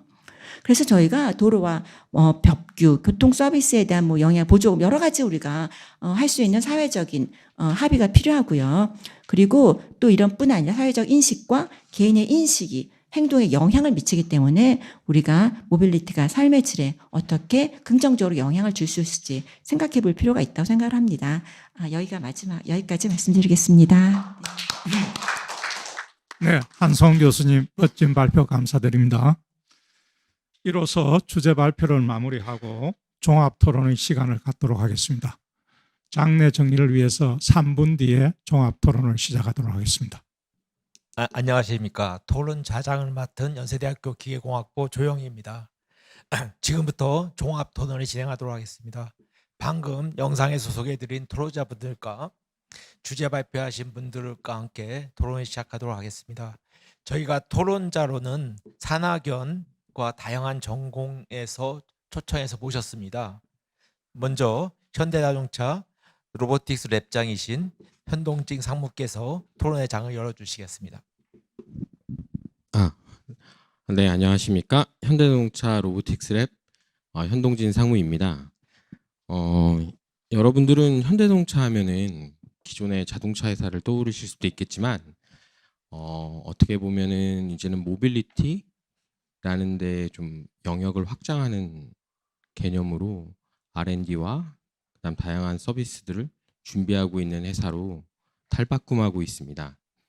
그 과정에서 이 모빌리티라는 단어에 대해 더 깊이 생각하고 더 고민하는 회사가 저는 현대자동차 그룹이라고 생각합니다. 그리고 거기로 가기 위해서 핵심적으로 우리가 생각하고 있는 많은 기술들 중에 로보틱스하고 인공지능 그리고 소프트웨어, 그리고 이런 것들이 하드웨어나 소프트웨어 그리고 서비스로 연결되는 뭐 사이버 피지컬 시스템, 이런 개를 완성하는 방향으로 현재 나아가고 있고, 그 목적을 이루는 대표적인 조직이 로보틱스 랩이라고 소개를 드리고 싶습니다. 로보틱스 랩에서 하고 있는 많은 연구들 중에 좀 오래된 연구들 중에서는 하반신 마비 환자의 보행을 위한 착용 로봇도 있고, 그 다음에 우리 공장에서 일하시는 많은 작업자분들의 작업 피로도를 줄여주는 착용 로봇들도 있습니다. 더 나아가서는 다양한 자율주행 자동차들도 연구하고 있고요. 또 더 나아가서는 사회적 교통 약자들을 배려하는 차량의 개조에 또 회사는 관심을 많이 가지고 있습니다. 또 모빌리티라고 얘기하는 것들이 사람이 움직이는 것도 모빌리티겠지만 물건이 움직이는 것도 모빌리티라고 생각을 하고 있습니다. 내가 어떤 사실 모빌리티를 저는 시간에 대한 포지션의 변화, 그다음 포지션의 변화가 만드는 속도, 가속도, 그리고 힘과 에너지 이런 것들에 굉장히 멀티 디스플리너리한 영역이라고 생각을 하고 있는데요. 많은 노력들을 엔지니어들과 사업가들이 하고 있음은 분명한 것 같습니다. 그리고 많은 기술들을 만들어 왔고 또 엔지니어 선배님들 그리고 후배님들이 노력을 하고 있는 것으로 저는 알고 있습니다. 하지만 이런 새로운 기술들이 사회로 나가서 더 많은 사람들이 기술을 누리기 위해서는 단순히 엔지니어나 아니면 제조 혹은 소프트웨어 엔지니어들 많이 필요한 것은 아니라는 것을 제가 이 일에 종사하면서 더 많이 느끼고 있습니다. 단순히 착용 로봇 같은 것들만 해도 많은 분들이 이 착용 로봇의 기술을 누리기 위해서는 다양한 이해관계자들의 협업이 필요하다는 것을 항상 많이 배우고 있습니다. 여기 지금 옆에 송 박사님도 계시지만 이런 다양한 이해관계자들의 노력이 결론적으로 맺어질 때 기술을 누릴 수 있다라는 생각, 느낌, 그 다음에 교훈을 많이 얻어가고 있는 2023년인 것 같습니다. 일단 저는 여기까지 장을 여는 걸로 가름하겠습니다. 네, 현동진 상무님 감사합니다. 다음으로는 송원경 국립재활원 과장님께서 말씀해 주시도록 하겠습니다. 예, 저는 임상과 공학 사이의 회색지대에서 일하고 있습니다. 국립재활원 재활보조기술연구과장 송원경입니다. 국립재활원은 기본적으로 재활병원 그리고 재활연구소 그 외에 이제 교육훈련 기능이 일부 있습니다. 제가 오늘 말씀드리고 싶은 거는 노화와 장애는 개인의 이동성에 중대한 영향을 미친다. 그리고 이동성은 우리 일상에서 필수적이고 기본적인 욕구고 또 능력입니다. WHO에서 75세 이상 인구는 약 40에서 60% 정도가 다양한 장애를 가질 수 있다라고 얘기를 하고 있습니다. 대부분 이 노화라는 거는 자연스러운 현상인데요. 뇌병변이라든지 이런 질환에 의해서 또 장애가 더 급격하게 발생할 수 있고 이 개인에게는 당장의 삶의 질에 영향을 미치게 됩니다. 하지만 우리는 여러 가지 기술적인 발달을 경험하고 있는데요. 이동성 문제도 이런 새로운 기술에 의해서 일부 해결되거나 도움을 받을 수가 있습니다. 대표적인 사례가 아까 공경철 교수께서 말씀해 주셨던 착용형 외골경 로봇, 또 앞으로 나올 유연한 착용형 로봇, 아마 옷하고 구분이 안 될 겁니다. 과연 옷일까 로봇일까 아마 구분하기가 어려우실 겁니다. 그리고 탑승형 로봇, 현동진 상무께서 얘기하셨던 이런 것들도 다양한 방법이 될 겁니다. 이렇게 하면서 움직임을 때로는 지원받을 수도 있고 또 우리 신체 기능을 강화할 수도 있을 겁니다. 대표적으로 병원에서 지금 현재도 쓰이고 있는데요. 여러 가지 보행과 관련된 재활 로봇, 또 균형을 훈련하기 위한 로봇들이 개발되고 있습니다.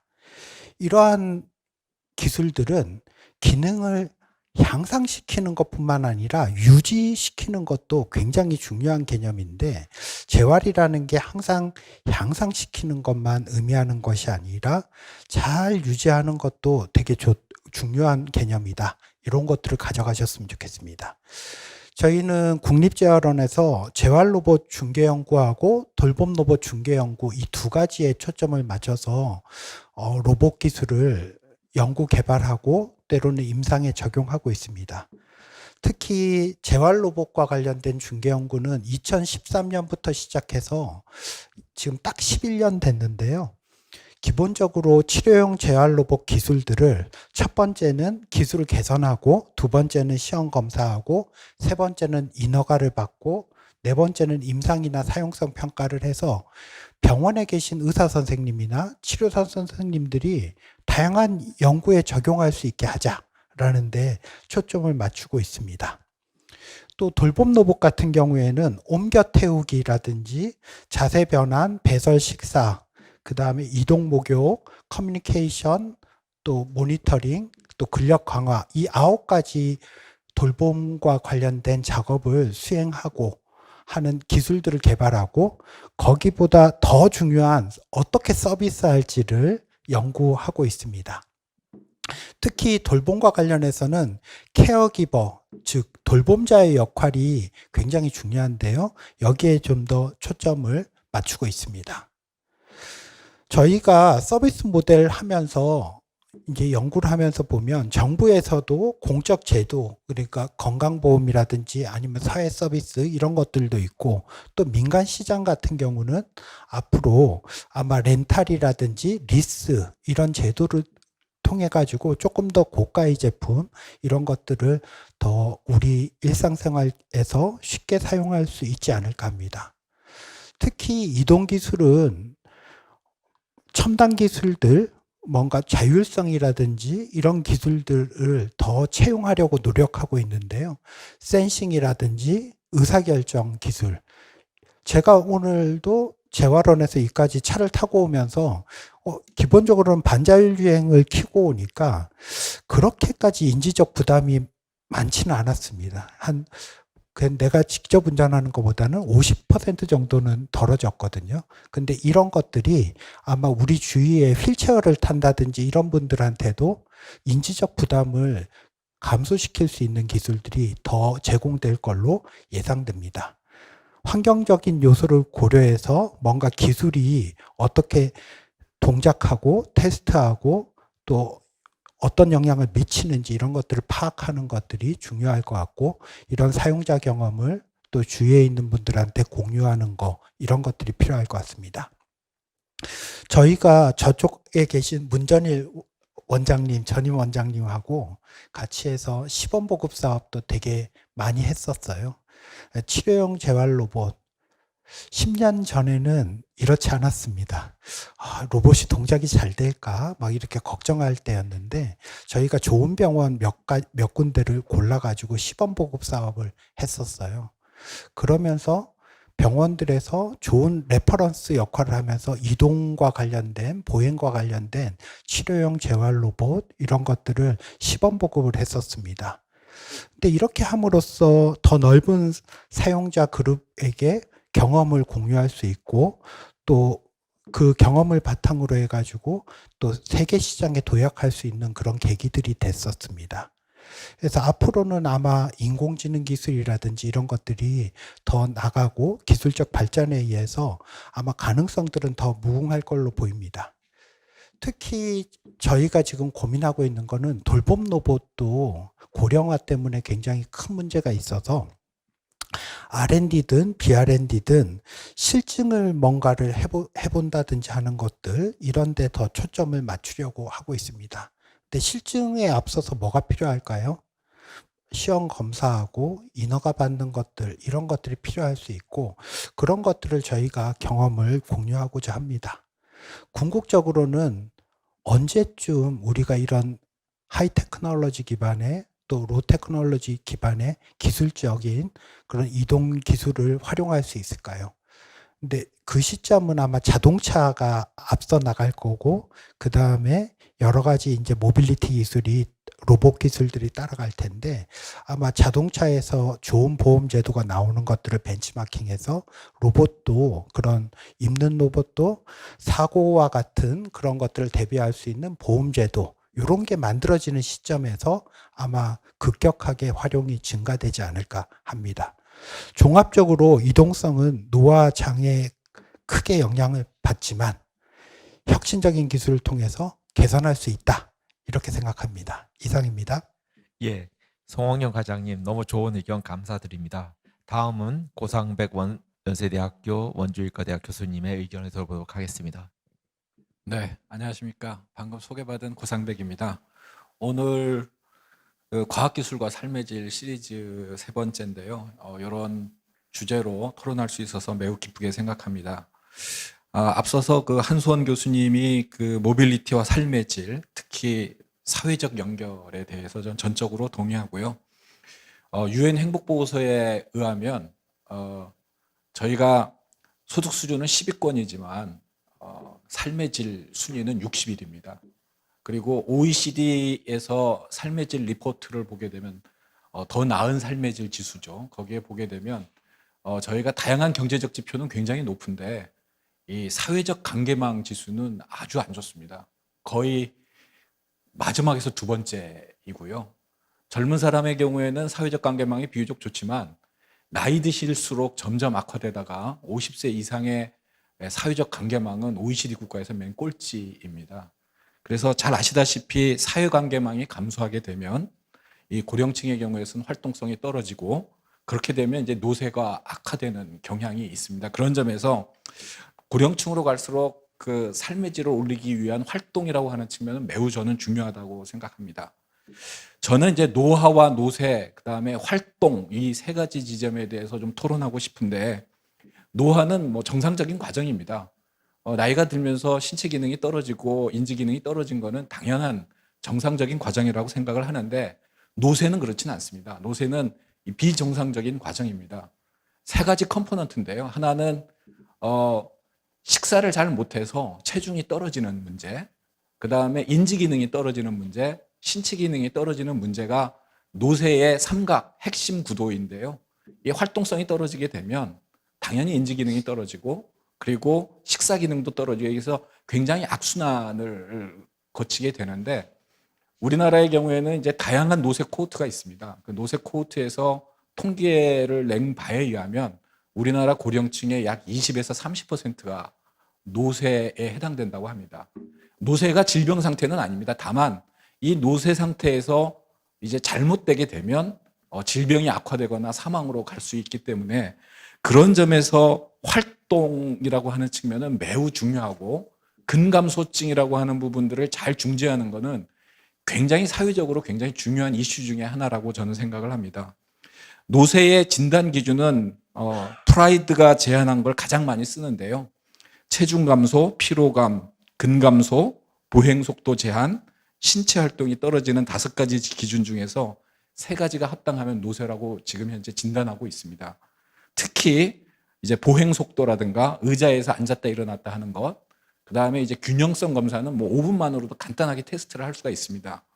이런 것들을 가지고 그분의 이제 활동성의 문제, 기능의 문제 이런 부분들을 확인할 수가 있는데요. 저는 그 지점에서 제일 중요한 게 저는 근감소증을 개선해서 활동성을 개선하는 것이 가장 중요한 포인트라고 생각합니다. 제가 여기서 꼭 한 가지 말씀드리고 싶은 부분은 이제 현재 의학적으로는 질병 중심의 접근을 지금 현재 하고 있습니다. 즉 신체 건강 중심의 모델이죠. 근데 WHO에서 이 기능 중심의 모델로 변경할 것을 권고하고 있습니다. 이 말은 뭐냐면 신체 건강이나 질병 모델에서 활동적인 생활과 참여로 건강 모델을 변경하자는 데에 취지가 있는 거고요. 이런 경우는 가장 중요한 여기에서 기능의 가장 중요한 부분은 신체 활동과 인지입니다. 근데 이 두 가지가 별개가 문제가 아니라 같이 상호 연동된 부분이라 이런 노인 환자에서 포괄적인 평가를 해서 인지 기능이 떨어지는 문제, 신체 기능이 떨어지는 문제, 활동 기능이 떨어지는 문제를 잘 중요하게 주시해야 될 필요가 있다고 생각하고 오늘의 주제는 그런 점에서는 굉장히 의미 있는 시간이다 저는 생각을 합니다. 그래서 그 노쇠에서 가장 중요한 근감소증에 대한 얘기를 좀 말씀드리고 싶은데요. 근감소증은 나이가 들면 이제 골격, 근육량이 떨어지는 거고요. 더 진행이 되게 되면 뭐 장애라든가 낙상, 골절, 사망의 위험에 이르는 굉장히 중요한 부분이어서 이 부분에 대해서 활동량을 늘리기 위한 근감속증을 중재하거나 또는 입원했을 때 급성기 치료를 끝내고 일상생활로 돌아갔을 때의 일상생활을 올리기 위한 이런 여러 가지 활동들은 굉장히 전 중요하다고 생각합니다. 근데 우리나라는 집 또는 지역을 중심으로 해서 급성기 치료를 받고 나서 이거를 케어할 수 있는 환경이 굉장히 제한적입니다. 그러다 보니까 사회적 입원이라고 하죠. 시설에 입원이 되고 시설이 입원이 되게 되면 활동량이 떨어지고 더 악화되는 경향을 갖고 있습니다. 그래서 지역 중심으로 집을 중심으로 해서 어떻게 활동할 수 있게 하기 위한 가장 중요한 키포인트는 저는 이 근감소증 중재, 활동량을 유지 증진시키는 활동이 매우 중요하다고 생각합니다. 그래서 그런 것들을 하기 위해서는 예방, 치료, 재활, 관리 영역에서 이 운동 중재라고 하는 것은 굉장히 의미 있는데요. 이 관리하는 방법 한 4가지가 있습니다. 소개를 드리면 첫 번째는 식이운동 복합 중재입니다. 두 번째는 재활치료 및 재활운동이고요. 세 번째는 약물요법이고 네 번째는 보조기구 및 로봇 기술 등의 분야로 이렇게 4가지로 나눌 수 있습니다. 근데 이 4가지 다 모빌리티에 굉장히 중요한 포인트고 오늘 주제는 아마 이 4가지 다 해당된다고 생각을 하는데 저는 약물요법보다는 비약물요법이 더 중요하다고 생각하고 지속 가능한 측면에서 볼 때도 그런 부분들이 저는 중요하다고 생각을 합니다. 그래서 이제 마지막으로 제가 이제 하고 싶은 부분은 그래서 운동은 매우 중요한 요소다. 운동을 하기 위해서는 근육량이 잔존해 있든 그렇지 않든 다양한 형태로 이 운동을 통해서 개선을 시켜주는 것은 매우 중요한 부분이라고 생각하고요. 체계적인 문헌고찰 연구에서 보면 노인에서 이 활동량을 증진시키게 되면 이런 이동성 문제, 균형성 문제, 신체 기능 문제, 여러 가지 신체 조성 개선이 이루어져서 건강도 좋아지고 삶의 질도 좋아진다는 그런 의미 있는 보고가 있습니다. 우리나라는 2025년이 되면 노인 인구가 21%가 됩니다. 초고령 사회로 들어가고요. 35년이 되면 우리나라 노인 인구가 30%가 됩니다. 아마 시설 중심에서 이 노인들을 다 관리하기는 어려울 것 같고요. 그럼 결국은 지역사회 중심에서 집에서 다양하게 선순환 구조를 만드는 게 되게 필요할 텐데 그런 점에서는 저희 과학기술을 이용해서 여러 가지 디지털 기술을 이용하다든가 로봇 기술을 이용해서 이런 선순환 체계를 만드는 부분은 매우 중요하다고 생각하고 그런 점에서 오늘의 이 토론회는 의미 있지 않을까라고 생각을 합니다. 오늘 이 자리를 만들어줘서 감사드립니다. 고맙습니다. 예, 고상백 교수님 너무 좋은 말씀 감사드립니다. 저희 마지막으로 문전일 로봇케어 대표님의 의견을 듣도록 하겠습니다. 예, 안녕하세요. 방금 소개받은 로봇케어 대표 문전일입니다. 마침 우선 저희 회사는 인공지능이나 모빌리티 기술을 활용해서 우리 고령자들, 어르신들의 건강하고 안전한 삶, 그럼으로 인해서 그 삶의 질을 높이는 방안으로 돌봄 로봇 사업을 하고 있습니다. 앞서서 우리가 발제에서 공경철 교수님은 아무래도 우리가 모빌리티를 어떤 치료하거나 유지하거나 또 힘을 보태는 입장에서 물리적인 신체적인 어떤 보조 입장에서 이제 쭉 해주셨고요.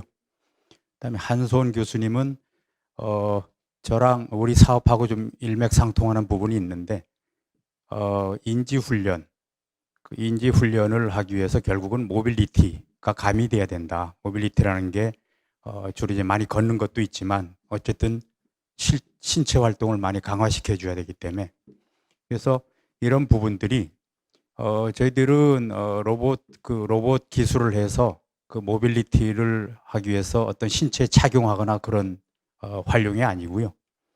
일례로 가정 내에서 우리 어르신들이 혼자 계실 때 이제 독거노인인 경우에 우리 애완견을 연상하시면 됩니다.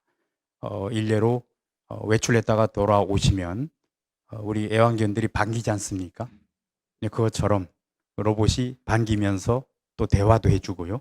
애완견은 대화를 못하지만 얘는 정서적으로 반기면서 우리 어르신들한테 다가가기도 하고 그러면서 이동을 하면 쫓아다니기도 하고 이런 어떤 정서적인 모빌리티 기술을 활용해서 그게 결국 로봇이죠. 정서적인 그러면서 또 하나는 이제 앉아 있는 동안에는 로봇과 함께 거의 탑재되어 있는 컨텐츠를 통해서 인지 훈련 게임을 합니다.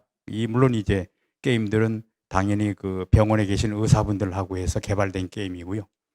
그래서 이 인지 훈련이 더 효과 있게 하기 위해서 이 게임 자체가 신체 활동하고도 연계되어 있습니다. 움직여야만 되고요. 또 하나는 이 손가락, 손목을 많이 쓰도록 되어 있는데 이게 나이 들어갈수록 작은 근육을 많이 움직여야 된답니다. 이런 것들이 아까 우리 한수원 교수님이 강연해 주신 내용에 다 들어있는 거고요. 다만 한 교수님은 주로 이제 예방 차원은 갖고 주로 야외에서 많이 걸어야 된다 그러셨는데 어쨌든 실내에 있으면서도 많이 움직이고 많이 우리 그 신체적으로도 그렇고 이제 손도 많이 쓰고 이런 가운데 어떻게 보면 우리가 이제 그 독거노인들이 초고령 사회에 접어들면서 거의 현재도 거의 10%입니다. 65세 이상 인구의 10%, 그러니까 그 치매 인구가 10%고요. 우리나라만 하더라도 현재 독거노인이 65세 이상이 200만 가구가 넘어가고요.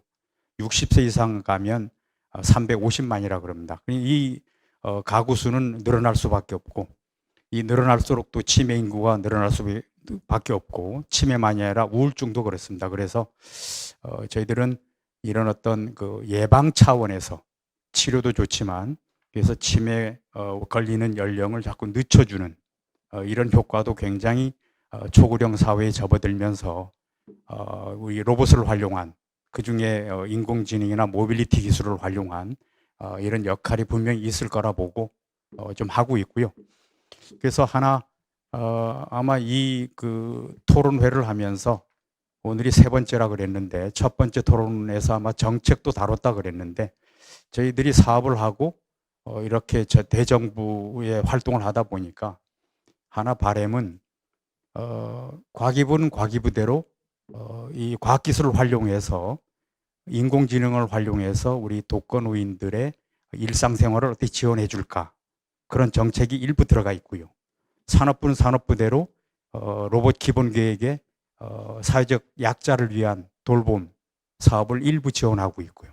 복지부도 하고 있습니다. 근데 너무 산발적이고 규모가 작아서 이게 범부처가 통합적으로 좀 규모 있게 했으면 하는 그런 제언을 하면서 일단 제 토론을 마치도록 하겠습니다.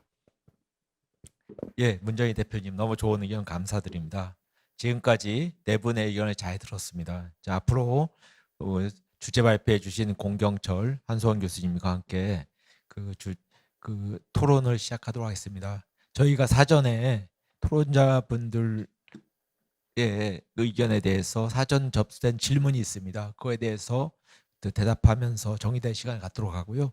또 혹시 현장에서 궁금한 점이 있으면 한림원 유튜브 채널을 통해서 접속해서 그 댓글창에 질문을 남겨주시거나 이따가 손을 들어주시면 저희가 토론에 답을 하도록 하겠습니다.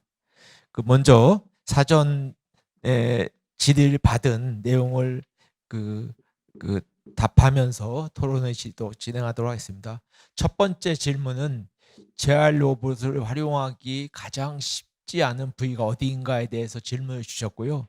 요거에 대해서는 공경철 교수님께서 일단 먼저 답변해 주시고 혹시 다른 분들도 답할 게 있으면 추가적인 답변을 드리도록 하겠습니다. 네. 우선 질문 자체가 그러니까 신체 부위별로 어느 부위에 적용하기가 가장 어려울까라는 질문을 주셨다라고 하면 사실 실제로 굉장히 다양한 부위를 재활을 하기 위해서 정말 다양한 연구진이 연구 개발을 하고 있습니다. 실제로 저희는 이제 하지 기능, 그러니까 보행 기능을 훈련을 하면서 거기에 이제 나아가서 이제 보행과 관련된 뇌 기능의 가소성을 좀 더 자극을 해보자라고 하는 그런 걸 하고 있지만 저희뿐만 아니라 실제로 손 기능을 이제 재활을 하기 위한 이제 실제로 장비도 있고 개발하고 있는 것도 있고 어깨 관절의 재활, 팔꿈치 관절의 재활 등등 아주 다양한 신체 부위를 위해서 하고 있습니다.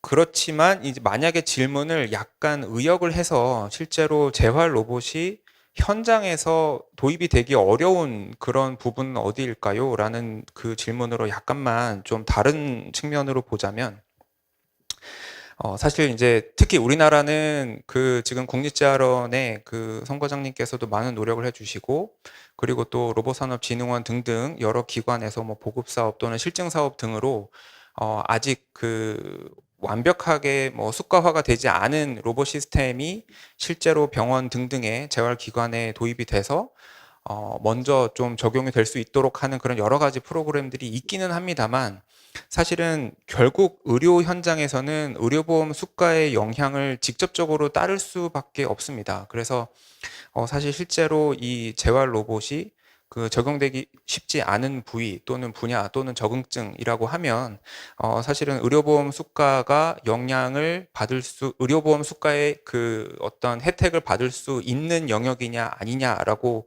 바로 그냥 답변을 드릴 수 있을 것 같고요.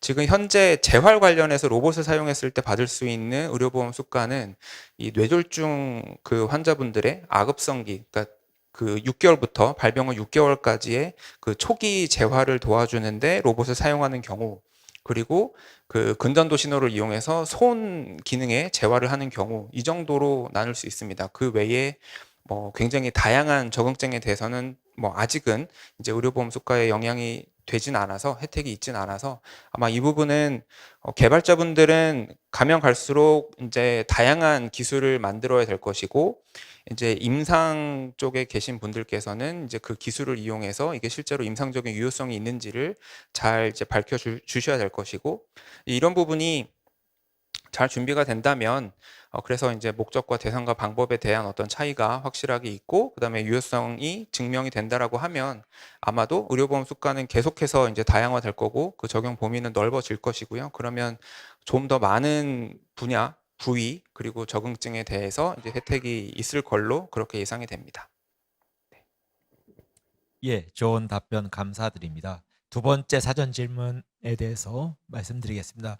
퍼스널 모빌리티 기술 적용 한도, 적용 범위, 안정성에 대한 국제적인 표준화 작업이 진행되고 있는지, 또 그 작업을 주도하는 국가는 어디인지 궁금합니다가 질문이었습니다. 이거에 대해서는 문전희 대표님께 부탁드리겠습니다. 예, 이 부분에 대해서 좀 더 제가 아는 범위 내에서 그 답변 드리도록 하겠습니다. 우선 저 개인적으로는 로봇 그 국제 표준화 활동을 10년 이상 하다 보니까 내용을 좀 알게 돼서 답을 하게 되는데요. 실은 우리가 개인형 서비스 로봇 표준은 이미 나와 있고요. 이게 2000년대 후반, 아마 2009년부터 표준 제정 작업이 들어가서 2014년에 이미 제정돼서 그 퍼블리시 됐고요. 그 다음에 현재도 서비스 로봇 인증에는 이 표준이 사용되고 있는 게 ISO 13482라는 표준이 있습니다. 그래서 이 표준은 다행스럽게 산업용 로봇들이 예전에는 저희 나라가 주도를 못했는데 서비스 로봇 표준은 저희 나라도 동참해서 2000년대 후반에 당시에 7개 나라, 저희 나라 포함해서 똑같이 주도를 해왔기 때문에 주도권을 갖고 있고요.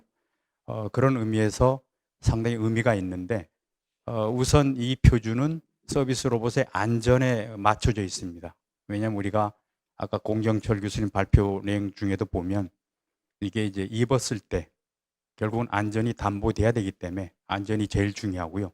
성능은 그 제품마다의 기업이 제시하는 성능을 만족하면 되는 거라서 안전이 제일 중요해서 하고 있고요. 다만 이 13482라는 표준 내에 3개의 카테고리 로봇이 있는데요. 그 중에 이제 신체 보조 로봇이 우리 공경철 교수님이 발표한 그 로봇들이 거기에 들어가고, 또 하나 모빌리티 들어가 있는 게 탑승형 로봇이라 있는데요. 그 부분인 경우에는 일종의 지금 우리가 개인형, 아까 그 퍼스널 모빌리티도 들어가 있습니다. 근데 퍼스널 모빌리티가 이게 정의가 조금 넓은 게 이게 쉽게 말하면 우리 저 킥보드 있지 않습니까? 킥보드도 이제 포함될 수는 있거든요. 근데 로봇 표준을 정할 때는 사용자에 의해서 조정되는 건 일단 제외하고 있습니다. 그래서 킥보드는 이미 지금 저 강제 인증을 받도록 돼 있고요.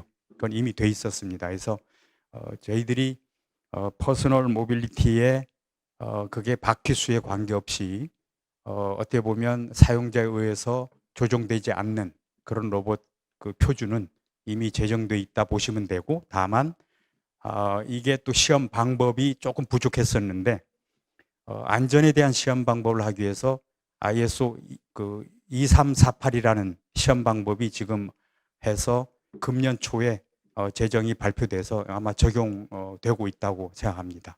이 정도로 설명드리도록 하겠습니다. 예, 좋은 답변 감사드립니다. 그 세 번째 사전 질문입니다.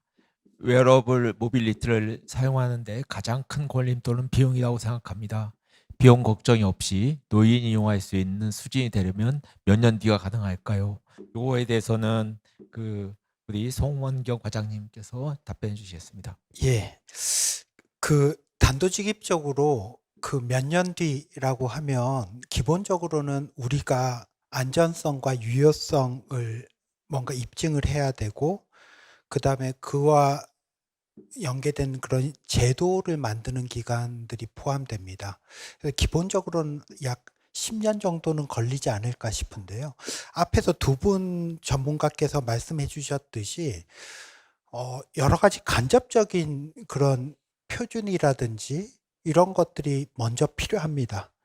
우선 규모의 경제를 통해 가지고 쉽게 연산 수십만 대 하면 비용은 줄어들 수 있는데, 과연 이런 기기를 이용할 때 안전할까? 또 유용할까?라는 데 질문을 해야 되고, 그 다음에 거기에 대해서 답변을 해야 되는데, 그것을 입증하는 데까지는 일부 기간이 들 수 있고, 그 대신에 이제 그 기간 동안에 시범적으로 적용하는 일들, 이런 것들이 계속 경험을 쌓이면서 데이터가 모아져야 됩니다. 그렇게 되면 그 다음 절차는 공공 시스템, 그러니까 건강보험이라든지 아니면 또 사보험이라든지 이런 곳에서 자연스럽게 지원을 해줄 수 있을 겁니다. 또한 민간 시장도 활성화되면 우리가 자동차를 살 때 정부가 보조금을 주나요? 전기차 빼고는 보조금 안 주잖아요. 그냥 자기 돈으로 사듯이 아마 본인 돈으로 사는 경우들도 있을 거고, 이렇게 되려 그러면 아마 자연스럽게 렌탈 또는 리스 제도가 연계가 돼야 될 겁니다.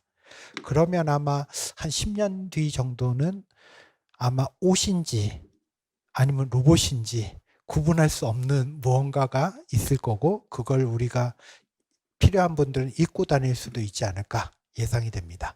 이상입니다. 예, 좋은 답변 감사드립니다. 저희가 실시간 질의가 하나 올라왔습니다. 그거에 대해서 좀 말씀드리겠습니다. 인지 능력 향상을 위해서 약물이 효과가 있나요? 있다면 추천 가능할까요? 그거에 대해서는 고상근백 교수님께서 먼저 답변해 주시겠습니다. 예. 그 인지와 관련된 약물들은 많습니다. 근데 어떤 그 포커스를 두고 질문을 했는지는 잘 모르겠지만 어떤 예방이나 관리 목적으로 약물을 하겠다 그러면은 저는 반대하고요. 인지 능력을 향상시키기 위해서는 일상생활이 제일 중요합니다. 아까 활동 얘기했고요. 또 인지 훈련을 위한 다양한 방법들이 있습니다.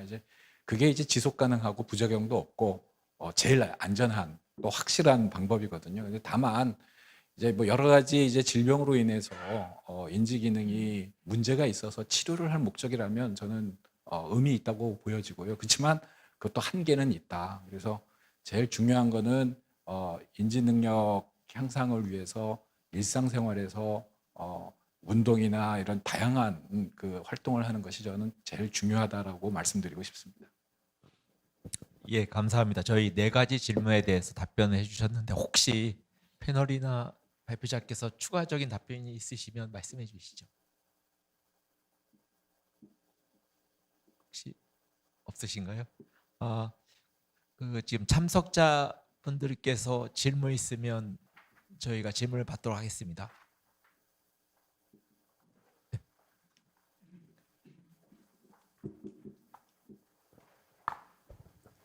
네. 퍼스널 모빌리티에 대해서 다양한 관점을 이야기해 줘서 많은 것을 배우게 됐습니다. 그런데 오늘 여기서 많이 논의되었지만은 이동성의 감소는 인지 능력의 감소를 가져올 수 있고 또 고령화가 되면은 이동성과 인지 능력이 동시에 감소할 가능성이 많겠죠. 그런데 이제 고령화 되신 분이 인지 능력도 감소하면은 퍼스널 모빌리티를 사용함에 있어서 유저 프렌들리해지지 않으면은 보통 사람보다 훨씬 사용하기가 힘들 것 같은데 말이죠.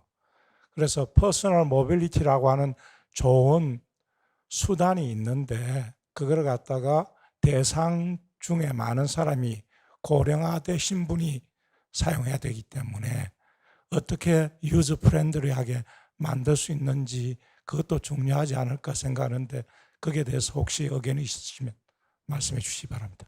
예, 지금 질문에 대해서는 일단 천상무님께서 답변해 주시면 좋을 것 같은데 가능하실까요? 네, 뭐 제가 주신 질문에 대해서 답변을 드리면 일단 고령화는 우리보다 약간 앞서 있는 게 일본이라고 저는 생각합니다. 일본이 보통 인구 구조가 우리보다 조금 10년 정도 먼저 가 있는데 지금 일본에 있는 많은 기업들이 퍼스널 모빌리티 제품을 내놓고 있습니다. 다양한 형태, 다양한 아이디어. 근데 사실 보급은 굉장히 잘 안 되고 있는 것 같아요, 생각보다. 그런 이유 중에 하나가 사실은 우리가 얘기하는 TCO, Total Cost for Ownership 면에서 고객과 그다음에 제조 그 업자의 뭔가가 잘 안 되는 것 같다는 생각이 들었거든요. 근데 지금 말씀하신 것처럼 거기에다가 유저 프렌들리하다라고 하면은 차로 얘기하면 ADAS 같은 것이잖아요. 아까 말씀하셨던 것처럼. 그러면 그러려면 센서가 또 붙어야 되고 그다음에 피드백 컨트롤러가 붙어야 되고 그다음에 또 다양한 환경에 대해서 뭐 UX적인 측면이 붙어야 되는데 이렇게 되면 이제 TCO 관점에서는 굉장히 더 어려운 일이 되는 것 같습니다. 그래서 저는 이런 문제가 사실은 로보틱스 쪽에서 계속 반복되어 왔다고 저는 생각을 하거든요.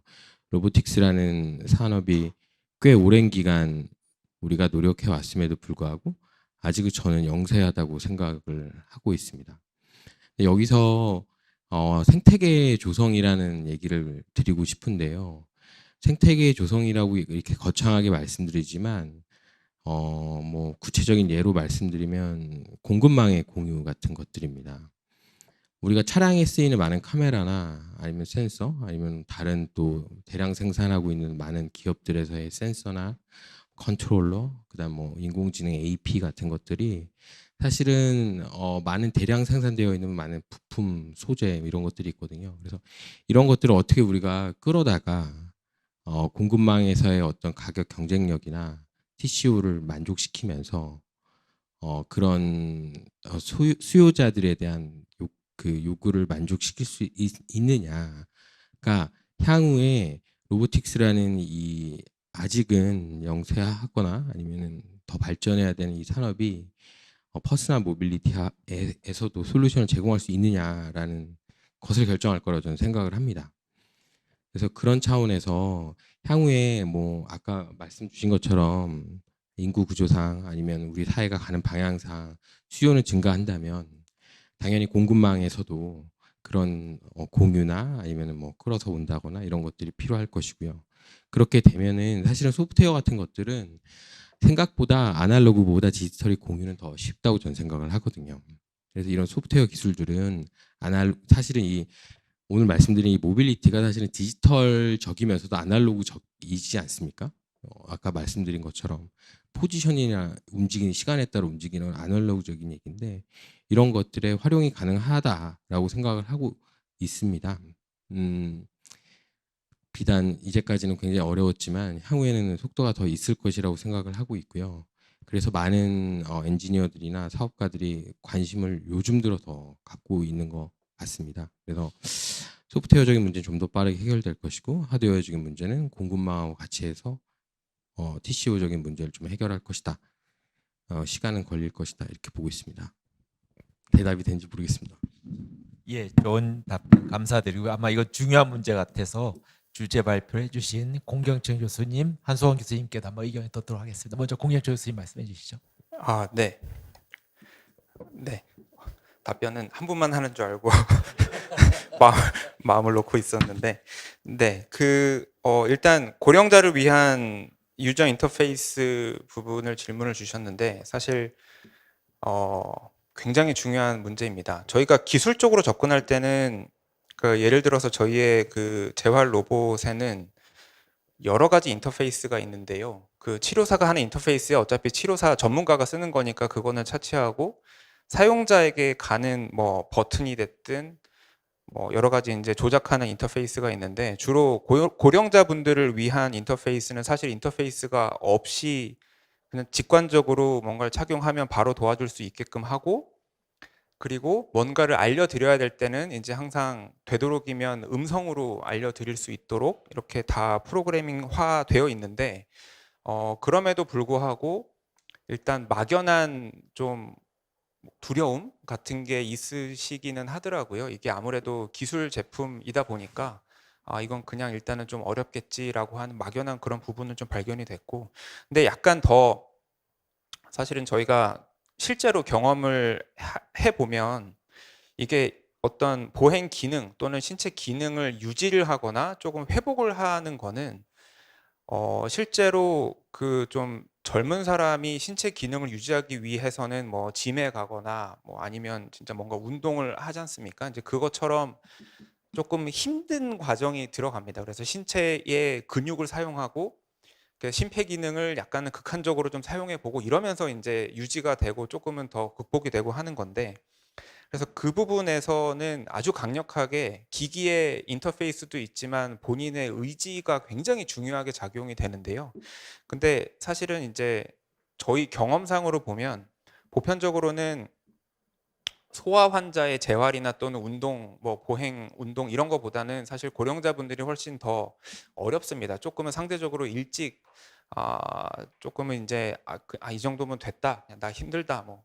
근데 저희가 그걸 보면 진짜로 이게 뭐 싫어서 그렇게 말씀하신다기보다는 이제 자기 주변에 도와드리기 위한 그런 젊은이들에게 약간의 미안함 같은 것도 많이 있으신 것 같고요. 그래서 제가 생각하기에는 이거는 기기 자체의 UI보다는 그분들의 어떤 의지를 불러일으키고, 그리고 마땅히 받아야 되는 어떤 사회적인 서비스 내지는 의료적인 서비스라고 인식이 되기 위해서는 사실은 심리적인 부분이 굉장히 중요하게 같이 가져야 된다고 생각이 되거든요. 그래서 마땅히 해야 될 운동 아니면 마땅히 그냥 받아야 될 도움 뭐 이런 식으로 약간은 이제 기술보다는 기술도 기술이지만 이제 뭐 사회적이나 심리적이나 이런 부분까지 같이 더해지면 이제 훨씬 더 효과가 훨씬 더 좋을 것 같다는 생각이 듭니다. 잠깐 그러면 사실은 이게 소아 환자의 보행 재활이 월등히 효과가 좋은 여러 가지 이유가 있는데요. 소아 환자는 아무리 힘들어도 옆에서 어머님들께서 절대 가만히 두질 않습니다. 네. 중간에 아무리 힘들다고 못 걷겠다고 해도 옆에 어머님들이 거의 뭐 정말 무섭게 하시거든요. 근데 그렇게 하고 나면 바로 재활 효과가 좋게 나타납니다. 그래서 그런 뭔가의 의지를 이렇게 불러일으키는 역할, 그거는 아마도 한수원 교수님께 마이크를 넘기며. 이제 고령자 UX 쪽 말씀을 하셔서요. 사실 이제 제가 심리학에 있으면서 인공지능 쪽 연구를 하다 보니까 학생들이 창업 아이디어 같은 걸 들고 와서 저한테 자꾸 이제 카운셀링 부탁을 합니다. 그런데 가져오는 것 중에 거의 대부분이 고령자 대상 아이디어들이에요. 자기네가 접근성이 가깝다고 생각을 하는 것 같아요. 그리고 집에 뭐 할아버지 할머니 누가 계시니까 이런 게 필요한 것 같더라. 그러면서 들고 오는 게 많은데 정말 거의 대부분이 제가 그걸 보고 이거는 연령 차별이다, 이렇게 만들면 안 된다라고 얘기를 하는 게, 그냥 조금 더 느리게 하시고 잘 못 알아듣는 것 같으시다 하면서 그냥 단순하게 쉽게 이런 식으로 만들어 놓거든요. 그래서 제가 이야기를 하는 게, 이게 정말 원인이 무엇인지 반응 속도가 느린 것, 그다음에 시각적으로 보이지 않는 것, 이런 것이 인지 기능을 매개하는데 또 사회적인 역할도 중요해서 또 이런 걸 불편하게 또 물어보고 싶어 하지 않으시기 때문에 그런 거지, 실제로 인지 기능이 그렇게 떨어진다고 볼 수가 없거든요.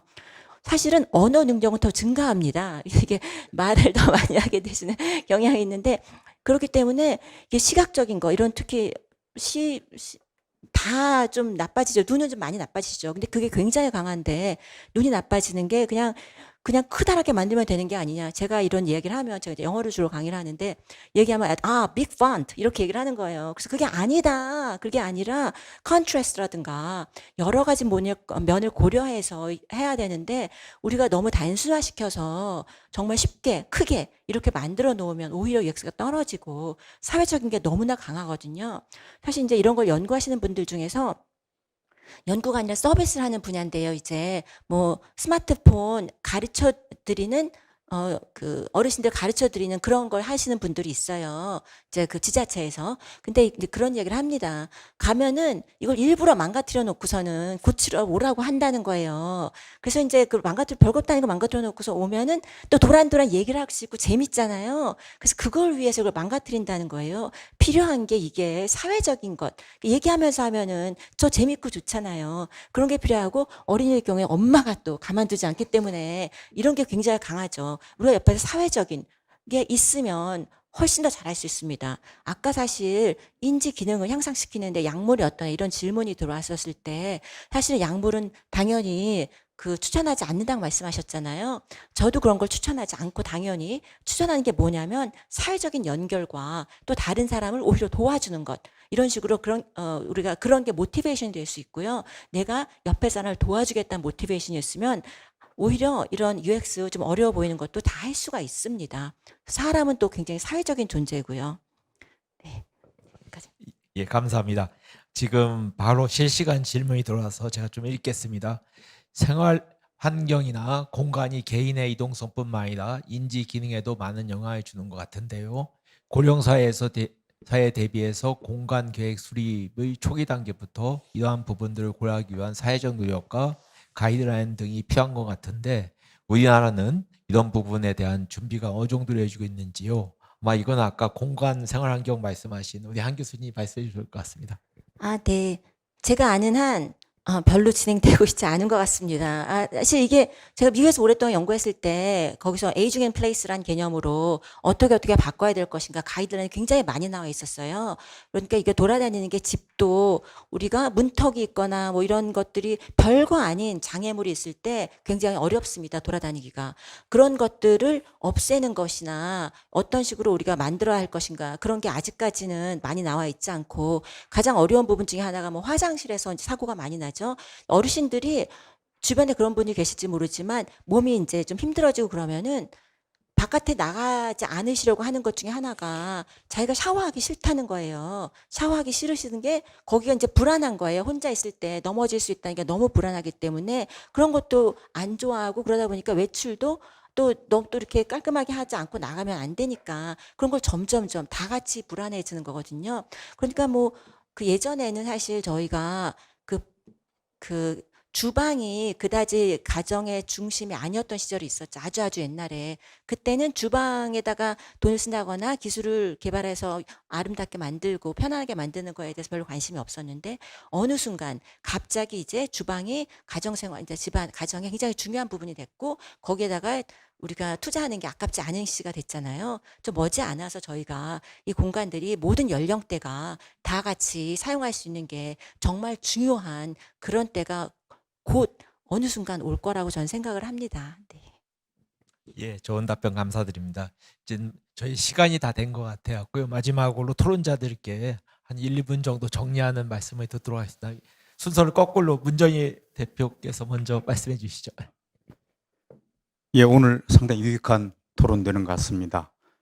제가 그동안에 경험했던 것 외에도 다른 우리 모빌리티라는 건 단순히 우리가 공간 이동이나 또는 우리가 이동성을 어떻게 보면 강화시켜 주거나 유지해 주거나 치료하는 목적으로만 제가 좀 알고 있었는데 여러 가지 활용, 아까 이제 공간 계획까지 나와서 상당히 의미 있는 토론이었고요.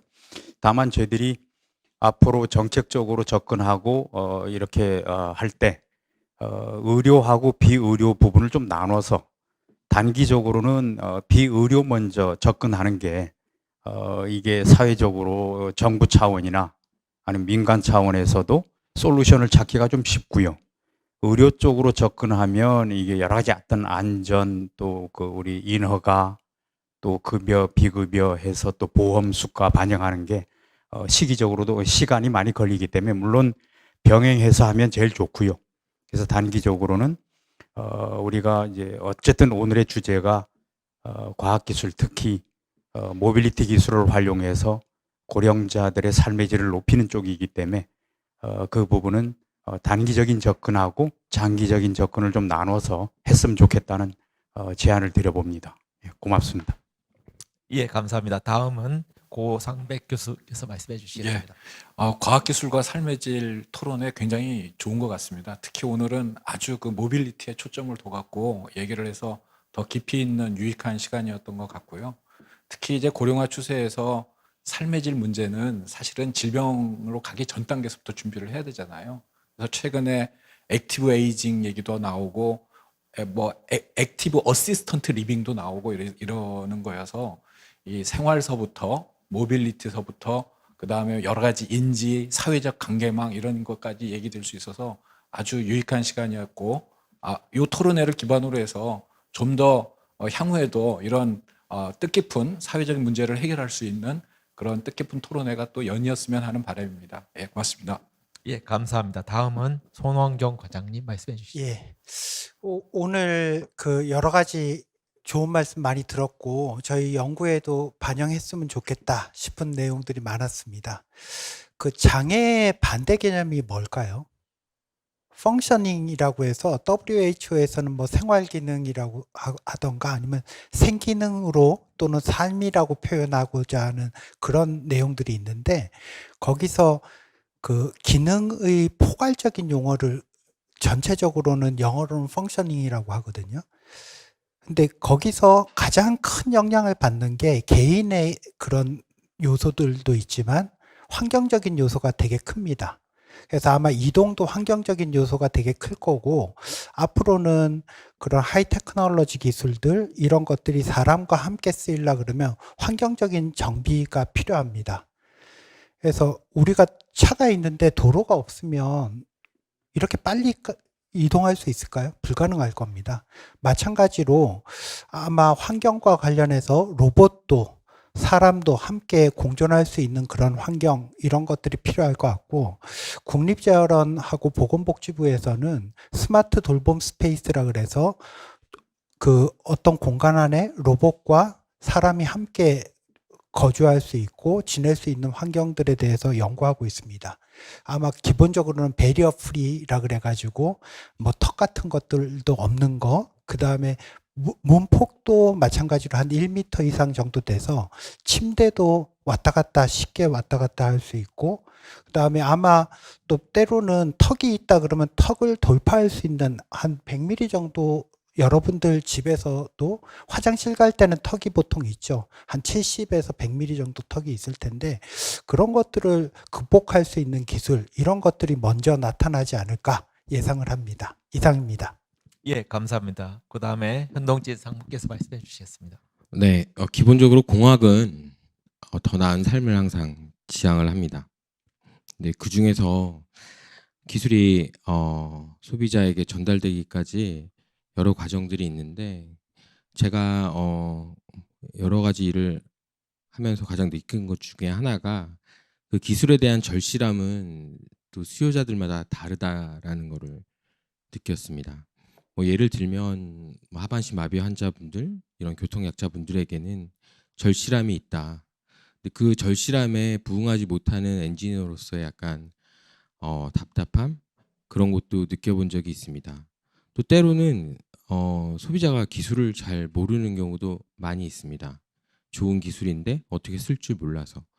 그러니까 기술이 결론적으로 사회에 나아가기까지 더 나은 삶을 지향하기 위해서 나아가기까지 수많은 과정들이 있는데 제가 마지막으로 하고 싶은 얘기는 일단 쓰고 그러니까 어답하고 쓰고 피드백 이 세 과정이 순환이 될 때 더 나은 기술이 더 나은 삶을 향할 수 있다. 그리고 그 기술에 대한 절실함이 큰 수요자에게부터 기술이 전달될 수 있도록 많은 사회기관이나 유관부문이나 이해관계자들이 도와주시길 꼭 부탁드립니다. 감사합니다. 예, 감사합니다. 다음은 우리 한소원 교수님 말씀해 주시겠습니다. 네, 기술 이야기를 하지만 저희가 사람의 필요에 집중을 하는 이런 토론회에 참석할 수 있어서 너무 기쁩니다. 그리고 저희가 긍정적으로 이 사회에서 같이 만들어갈 수 있다는 것도 굉장히 자랑스럽게 생각이 되고, 우리가 살아가면서 내가 이 사회의 일부다, 내가 너무나 중요하고 내가 가지고 있는 가치가 무시될 필요가 없다라는 것을 다 기억을 하시는 게 맞다고 생각을 합니다. 우리가 다른 사람에게 나를 맞추는 게 아니라 기술은 사람에게 맞추는 게 맞습니다. 기술에 우리를 맞출 필요는 없고요. 우리가 그러니까 기술에 적응을 하는 건 맞지만 기술은 사람을 위해서 만들어져야 되는데, 그런 연구가 계속 진행되고 있어서 굉장히 기대가 많이 됩니다. 예, 감사합니다. 마지막으로 공경철 교수께서 말씀해 주시겠습니다. 네. 우선 이렇게 진짜 주제로 보나 여기 모여 계신 분들의 면면으로 보나 이런 자리에 이제 초대해 주셔서 너무나 감사하고, 이런 토론회 자체가 워낙에 뜻이 깊었던 것 같습니다. 그리고 저는 또 더욱이 이제 제가 연구하고 이제 상용화하고 실제로 많이 보급하고 있는 그런 기술에 대해서 이제 직접적으로 소개해 드릴 수 있는 자리가 있어서 유난히 더 좋았던 것 같습니다. 그래서 제가 사실 보여드리고 싶었던 그 여러 가지를 짧게 요약하자면, 이제 로봇 기술도 생각보다 너무 먼 미래는 아니다. 그리고 그 중에 일부는 이미 우리 현실에 들어와 있고, 우리 주변에 뭐 예를 들면 재활병원이나 뭐 그런 곳에서 이제 벌써 로봇이 막 활발하게 사용이 되고 있는 것도 상당히 있고, 그렇기 때문에 이거를 너무 이제 기대감만으로 생각하지 말아 주시고, 내 주변에는 어디 있을까? 이게 내 생활에 어떤 영향이 생기려면 나는 어떤 의견을 내야 될까? 이런 쪽으로 좀 더 기대값의 방향을 바꿔 주시면 이제 저희가 또 더 발전하는 데 큰 도움이 될 것 같습니다. 그리고 사실 저는 교수로서 이 기술을 연구 개발을 하다가 이제 상용화를 해야 되겠다고 창업까지 했는데요. 근데 아까 송원경 박사님께서 노인을 위한 이런 모빌리티 기술은 10년 걸릴 거다라고 하시길래 제가 가슴을 철렁했습니다. 이게 제가 창업을 했는데 10년 동안 그러면 어떻게 버티나 왜 그런 생각이 들어가지고 참 놀랐는데, 사실은 그런 긴 시간을 또 예상보다 좀 더 빨리 앞당겨야 되는 게 뭐 저를 비롯한 여기 계신 많은 분들의 또 역할이자 책임이라고 생각이 들고요. 그러기 위해서는 뭐 저희 같은 뭐 기술하는 사람뿐만 아니라 문화적으로도 바뀌어야 되고, 사회적인 뭐 정책이나 사회 인프라나 이런 부분도 바뀌어야 되고, 그리고 뭐 심리학적인 관점에서도 많은 할 일이 있으실 것 같고요. 그럼 모두 다 함께 이게 꼭 기술로서만 풀 문제는 아니다라는 점을 다 같이 이해해 주시면서, 네, 오늘 다시 한번 감사합니다. 네. 예, 감사합니다. 오늘 저희가 세 번째로 한 삶의 질 향상 시리즈였습니다. 근데 너무나 좋은 발표와 토론해 주셔서 감사드립니다.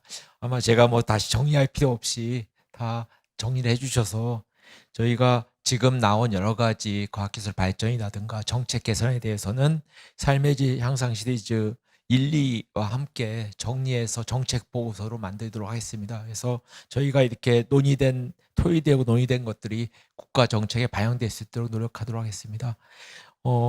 오늘 참석해 주신 모든 분, 또 시청해 주신 모든 분께 감사의 말씀을 전하면서 이걸로 마치도록 하겠습니다. 감사합니다.